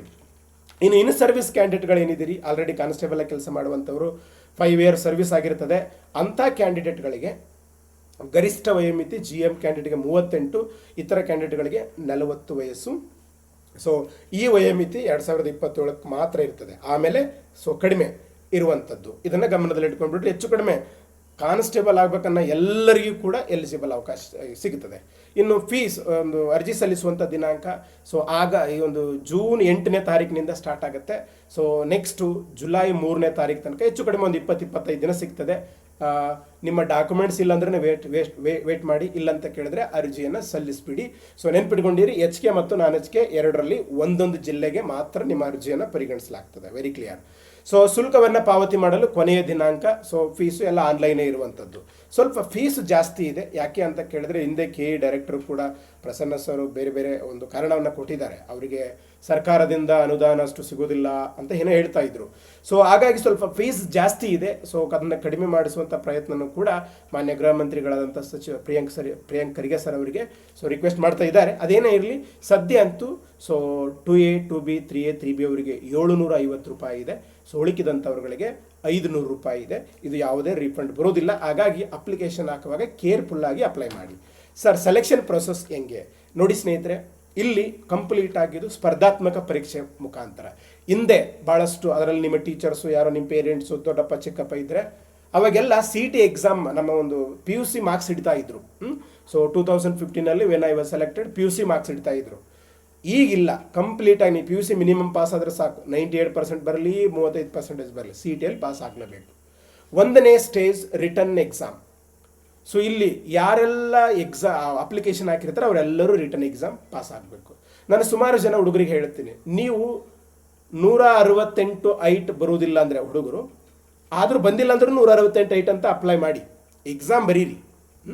ಸೊ ಯಾಕಂದರೆ ನಾನು ಭಾಳ ಸಲ ನೋಡಿದ್ದೀನಿ, ನಂದು ಐಟ್ ಬಂದರೆ ನಾನು ಆರಾಮ್ ಪಾಸ್ ಆಗ್ತಾ ಇದ್ದೆ. ನೆನ್ಪಿಟ್ಕೊಂಡಿರಿ, ಹಿಂದೆ PC ಹೇಗೆ ಎಕ್ಸಾಮ್ ಪಾಸ್ ಆಗಿದೆ, ಓದೇ ಪಾಸ್ ಆಗಿದ್ದಾರೆ, ಈಸಿ ಕ್ವಶನ್. ಈಗ ಖಂಡಿತ ಕ್ವಾಲಿಟಿ ಇದ್ದಂಥವರೇ ಪಾಸ್ ಆಗ್ತಾರೆ. ಸೊ ಹಾಗಾಗಿ ಫಸ್ಟು GK ಇರ್ತದೆ 100 ಮಾರ್ಕ್ಸು, MCQ ಮಾದರಿ. ಒಂದು ಪ್ರಶ್ನೆಗೆ ಸೊ 4 ಆಯ್ಕೆಗಳಿರ್ತವೆ, ಒಂದನ್ನು ಚೂಸ್ ಮಾಡ್ಕೋಬೇಕು. ಯಾವುದನ್ನು ಚೂಸ್ ಮಾಡಿಲ್ಲ ಅಂದರೆ 5th ಆಪ್ಷನ್ ಇರ್ತದೆ, ನನ್ ಆಫ್ ದಿ ಅಬೌವ್ ಅಂತ, ಅದನ್ನು ಚೂಸ್ ಮಾಡಬೇಕು. ಅದನ್ನು ಮುಂದೆ ಹೇಳ್ತೀನಿ. ಇದರಲ್ಲಿ ರಿಟರ್ನ್ ಎಕ್ಸಾಮಲ್ಲಿ ಪಾಸ್ ಆಗುವಂಥ, ಉದಾಹರಣೆಗೆ 100 ಪೋಸ್ಟ್ ಅದಾವ ಅಂದ್ಕೊಳ್ಳಿ. ಒಂದು ಪೋಸ್ಟ್ಗೆ 5 ಜನರಂತೆ, ಎಷ್ಟು 500 ಜನರನ್ನು ಫಿಸಿಕಲ್ಗೆ ಎಲಿಜಿಬಲ್ ಮಾಡ್ತಾರೆ. ಎಲ್ಲರನ್ನ ಮಾಡೋದಿಲ್ಲ, ಫಿಸಿಕಲ್ಗೆ. ಅಲ್ಲಿ ಒಂದು ಪೋಸ್ಟ್ಗೆ 5 ಜನ. ನೀವು ಇಲ್ಲಿ ಆಯ್ಕೆಯಾಗಿದ್ದೀರಿ ಅಂದರೆ ಗಮನದಲ್ಲಿ ಇಟ್ಕೊಂಡ್ಬಿಡಿ, ಫಿಸಿಕಲ್ಗೆ ರೆಡಿ ಆಗಬೇಕು. ಅದಕ್ಕೆ ಫಸ್ಟ್ ನೀವು ರಿಟರ್ನ್ ಎಕ್ಸಾಮ್ ಕ್ಲಿಯರ್ ಮಾಡೋದ್ರ ಬಗ್ಗೆ ವಿಚಾರ ಮಾಡಿ. ಭಾಳ ಜನ ಹುಡುಗರು ಹೇಳ್ತಿರ್ತಾರೆ ನನಗೆ, ಸರ್ ನಾನು ಫಿಸಿಕಲ್ ಎಲ್ಲ ಪಾಸ್ ಆಗ್ತಾನೆ ಸರ್, ನನ್ನ ಮಗ ಫಿಸಿಕಲ್ ಎಲ್ಲ. ಅದೇನು ದನ ಕಾಯರು ಕೂಡ ಪಾಸ್ ಆಗ್ತಾರೆ. ಅದು ಅವ್ರಿಗೇನು PUC ಮುಗಿಸಿರ್ಬೇಕೇನು, ಓಡೋಕ್ಕೇನು ರೀ. ಆ ವಯಸ್ಸಿನಾಗೆ 18ರಿಂದ 25-30 ಏಜಲ್ಲಿ ಎಲ್ಲರೂ ಫಿಟ್ ಇರುವಂಥ ಏಜ್ ಅದು. ಸೊ ಮೇನ್ ಸಮಸ್ಯೆ ಇರುವಂಥದ್ದು, ಮೇನ್ ಚಾಲೆಂಜ್ ಇರುವಂಥದ್ದು CET. ಅದರಲ್ಲೂ ಈಗ KE ನಡೆಸ್ತಾ ಇದ್ದಾರೆ. ಸೊ ನೆಕ್ಸ್ಟ್ 3ನೇ ಸ್ಟೇಜು, ಇಲ್ಲಿ ಫಿಸಿಕಲಲ್ಲಿ ಪಾಸ್ ಆದಂಥ 1:5 ಕ್ಯಾಂಡಿಡೇಟ್ಗಳಲ್ಲಿ ಅಂಕಗಳ ಆಧಾರದ ಮೇಲೆ, ನೀವು ಪಡೆದಂಥ CET ಅಂಕಗಳ ಆಧಾರದ ಮೇಲೆ ಒಂದು ಪೋಸ್ಟ್ಗೆ 2 ಇದು ಸೆಲೆಕ್ಷನ್ ಲಿಸ್ಟ್ ಅಲ್ಲ, ಶಾರ್ಟ್ ಲಿಸ್ಟ್ ಅಂತ. ಇದು 2026ರಲ್ಲಿ ಸೊ ಬಂದಿರುವಂಥ ಹೊಸ ನಿಯಮ. ಈ ಶಾರ್ಟ್ ಲಿಸ್ಟನ್ನ ಯಾಕೆ 1:2 ಮಾಡಿದ್ದಾರೆ ಅಂದರೆ, ಸುಮಾರು ಅಭ್ಯರ್ಥಿಗಳು ಏನು ಮಾಡ್ತಾರೆ, ಬಿಟ್ಟು ಹೋಗ್ತಾರೆ, ಜಾಯಿನ್ ಆಗೋದಿಲ್ಲ. ಅವಾಗ ಹೊಸದಾಗಿ ಫಿಸಿಕಲ್ ನಡೆಸೋದ್ರ ಬದಲಾಗಿ ಆಲ್ರೆಡಿ ನಡೆಸಿರ್ತಾರಲ್ಲ ಅವರನ್ನೇ ತಗೊಳ್ಳುವಂಥದ್ದು. ಸೊ ಇವರು ಅದರಲ್ಲಿನೇ ಇದು ಬಿಟ್ಟು ಒಂದು 2-3 ದಿನಕ್ಕೆ ಅಥವಾ ಜೊತೆಗೇನೆ 1:1 ಬಿಡ್ತಾರೆ. ಇದು ನಿಜವಾದ ಸೆಲೆಕ್ಷನ್ ಲಿಸ್ಟು. ಈ ಲಿಸ್ಟಲ್ಲಿ ಇರುವಂಥವ್ರನ್ನ ಮೆಡಿಕಲ್ ಟೆಸ್ಟು ಡಾಕ್ಯುಮೆಂಟ್ ವೆರಿಫಿಕೇಶನ್, ಇದನ್ನು ಪ್ರೊವಿಷನಲ್ ಸೆಲೆಕ್ಷನ್ ಲಿಸ್ಟ್ ಅಂತಲೂ ಕೂಡ ಕರೀತಾರೆ. ಸೊ ಮುಂಚೆ ಇದನ್ನು ಬಿಡ್ತಾ ಇದ್ರು, ಇದೊಂದನ್ನೇ ಹೊಸದಾಗಿ ಸೇರಿಸಿದ್ದಾರೆ.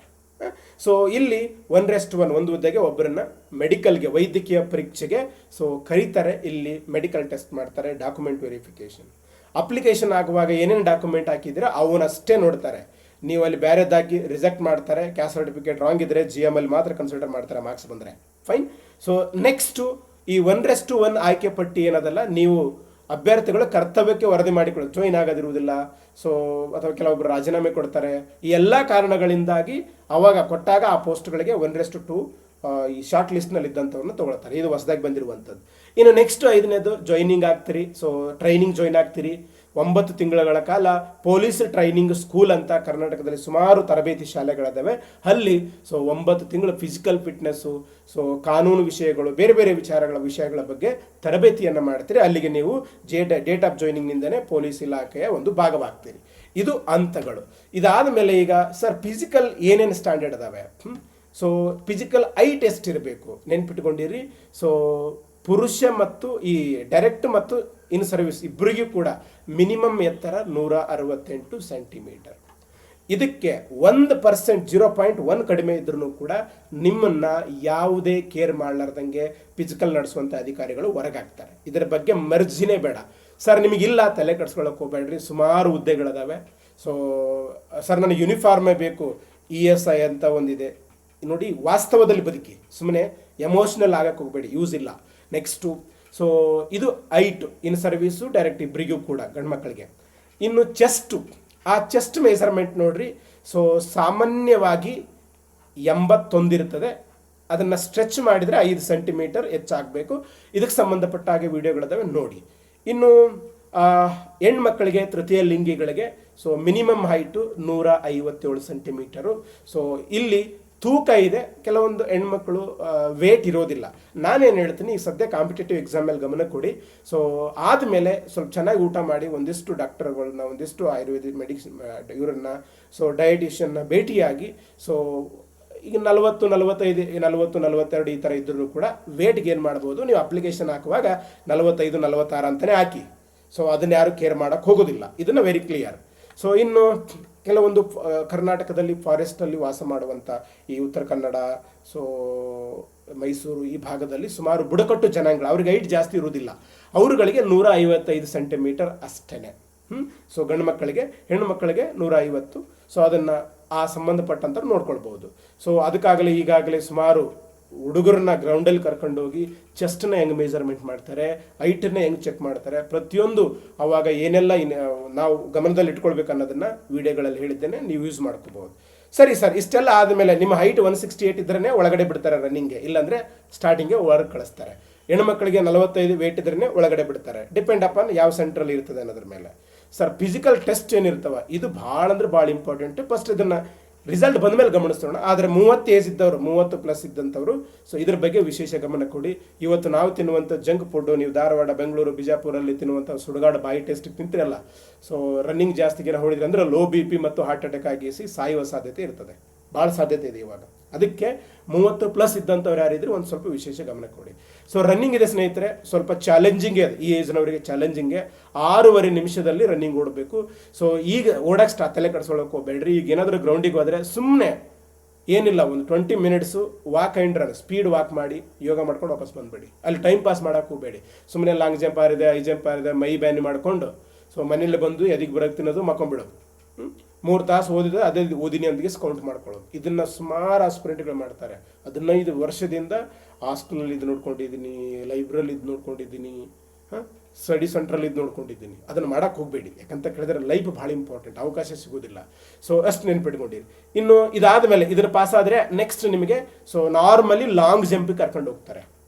ಈ ಲಾಂಗ್ ಜಂಪಲ್ಲಿ ನಿಮಗೆ 3.8 ಮೀಟರ್ ಸಾಮಾನ್ಯವಾಗಿ ಎಲ್ಲರೂ ಕೂಡ ಜಂಪ್ ಮಾಡ್ತಾರೆ. ಸೊ ನಿಮ್ಗೆ ಯಾರಿಗಾದರೂ ಸಮಸ್ಯೆ ಇದ್ದರೆ ಈಗಿಲ್ಲ ಅಂದ್ರೂ ಕೂಡ ಎಕ್ಸಾಮ್ ಆದಮೇಲೆ ಇದನ್ನು ಪ್ರಾಕ್ಟೀಸ್ ಮಾಡ್ಬೋದು. 3 ಆಪ್ಷನ್ ಇರ್ತವೆ. ಇಲ್ಲಿಗಿನ ಫೇಲ್ ಆದರೆ ನೆಕ್ಸ್ಟು ಐ ಜಂಪ್ಗೆ ಹೋಗ್ತಾರೆ.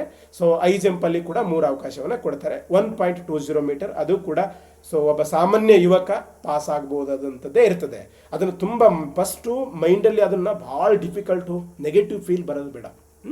ಸೊ ಪಾಸಿಟಿವ್ ಇರಲಿ, ನೋಡೋಣ ಅವನು ನನಗಿಂತ ಮೀರಿದೈತೇನು, ಈ ಥರ ಇರಬೇಕು. ಇದು ಪುರುಷ ಅಭ್ಯರ್ಥಿಗಳಿಗೆ. ಇನ್ನು ಮಹಿಳಾ ಅಭ್ಯರ್ಥಿಗಳಿಗೆ ಸೊ ಒಂದು ರೌಂಡ್ ನೀವು ಯಾವುದೇ ಒಂದು ಮೈದಾನವನ್ನು ನೋಡಿದರೆ ಈ ರೀತಿ 400 ಮೀಟರ್ ಇರುತ್ತದೆ, ಅದನ್ನು 2 ನಿಮಿಷ ಒಳಗಡೆನೆ ಓಡಬೇಕು. ಸಾಮಾನ್ಯವಾಗಿ ಆರೋಗ್ಯವಂತ ಸೊ ಒಂದು 15 ದಿನ 20 ದಿನ ಪ್ರಾಕ್ಟೀಸ್ ಮಾಡುವ ಎಲ್ಲ ಯುವತಿಯರು ಇದನ್ನು ಹೊಡ್ತಾರೆ. ಸೊ ಈಗ ನೋಡಿಲ್ಲ ಅಂದರೆ ಸ್ವಲ್ಪ ಯಾರದು ಒಂದು 30 ಏಜ್ ಆಗಿದೆ, ಮದುವೆ ಆಗಿರ್ತದೆ, ಮಕ್ಕಳಾಗಿರ್ತವೆ, ಸ್ವಲ್ಪ ವೇಟ್ ಜಾಸ್ತಿ ಇರ್ತದೆ ಅಂಥವರು ಸೊ ಈಗ ನಿಂತಾನೆ ಸ್ವಲ್ಪ ಫುಡ್ ಬಗ್ಗೆ, ನಿದ್ದೆ ಬಗ್ಗೆ, ಈ ಹೆಲ್ತ್ ಬಗ್ಗೆ ಒಂದಿಷ್ಟು ಕಾಳಜಿ ಇರಲಿ. ಸೊ ಯಾಕಂತ ಕೇಳಿದ್ರೆ ನೀವು ಈಗ 30 ಏಜಿಗೆ ನಿಮಗೆ ಜಾಬ್ ಆದರೆ ನೆನ್ಪಿಟ್ಕೊಂಡು ಸೋದರಿಯರಿಗೆ 60 ಏಜ್ ತನಕ ಜಾಬ್ ಇರ್ತದೆ. ಸೊ ಸಾಮಾನ್ಯ ಕುಟುಂಬಗಳಿಗೆ ಆ ಜಾಬ್ ದೊಡ್ಡ ಜಾಬೇ ಅದು. ಹಾಗಾಗಿ ಇಲ್ಲಿ ಇದಾದ ನಂತರ 2ನೇದ್ದು ಹೈ ಜಂಪ್ ಇರ್ತದೆ. ಇಲ್ಲಿ ಜಸ್ಟ್ 2.5 ಮೀಟರ್ ಅಷ್ಟೇ ಇರ್ತದೆ. ಇಲ್ಲಿ ಪಾಸ್ ಆಗಿಲ್ಲ ಅಂತ ಕೇಳಿದ್ರೆ ಲಾಂಗ್ ಜಂಪ್ ಪಾಸ್ ಆಗಿಲ್ಲ ಅಂದರೆ ಹೈ ಜಂಪ್ ಇರ್ತದೆ. ಇದಾದ ಮೇಲೆ ಗುಂಡು ಎಸೆತ ಇರ್ತದೆ. ಇದಾದ ಮೇಲೆ ಗುಂಡು ಎಸೆತ ಇರ್ತದೆ. ಪುರುಷ ಅಭ್ಯರ್ಥಿಗಳಿಗೆ ಗುಂಡು ಎಸೆತ ಇರ್ತದೆ, ನೆನ್ಪಿಟ್ಕೊಂಡಿರ ಗುಂಡು ಎಸೆತ ಇರ್ತದೆ. ಸ್ವಲ್ಪ ಇದು ಗುಂಡು ದೊಡ್ಡದಿರ್ತದೆ, ಇಲ್ಲಿ ಇವ್ರಿಗೆ ಸಣ್ಣದಿರ್ತದೆ. ಇಲ್ಲಿ ಕೂಡ 3 ಅವಕಾಶಗಳು, ಎಲ್ಲರೂ ಪಾಸ್ ಆಗ್ತಾರೆ. ಜಸ್ಟ್ ಹಿಡ್ಕೊಳ್ಳುವ ಗ್ರಿಪ್ ಗೊತ್ತಾಗಬೇಕು. ಈಗ ಸದ್ಯ ಫಿಸಿಕಲ್ ಬಗ್ಗೆ ತಲೆ ಕೆಡ್ಸಕ್ಕೆ ಹೋಗ್ಬೇಡ್ರಿ, ಈ ಎಕ್ಸಾಮ್ ಬಗ್ಗೆ ತಲೆ ಕೆಡಿಸ್ಕೊಡ್ರಿ. ಅದಕ್ಕೆ ಸಂಬಂಧಪಟ್ಟಂಗೂ ಕೂಡ ಎಲ್ಲ ವೀಡಿಯೋಗಳದಾವ ಸುಮಾರು. ಈಗಾಗಲೇ 60 70 ಇಲ್ಲಿ ನೋಡ್ರಿ 1,57,000 ಜನ ನೋಡಿದ್ದಾರೆ.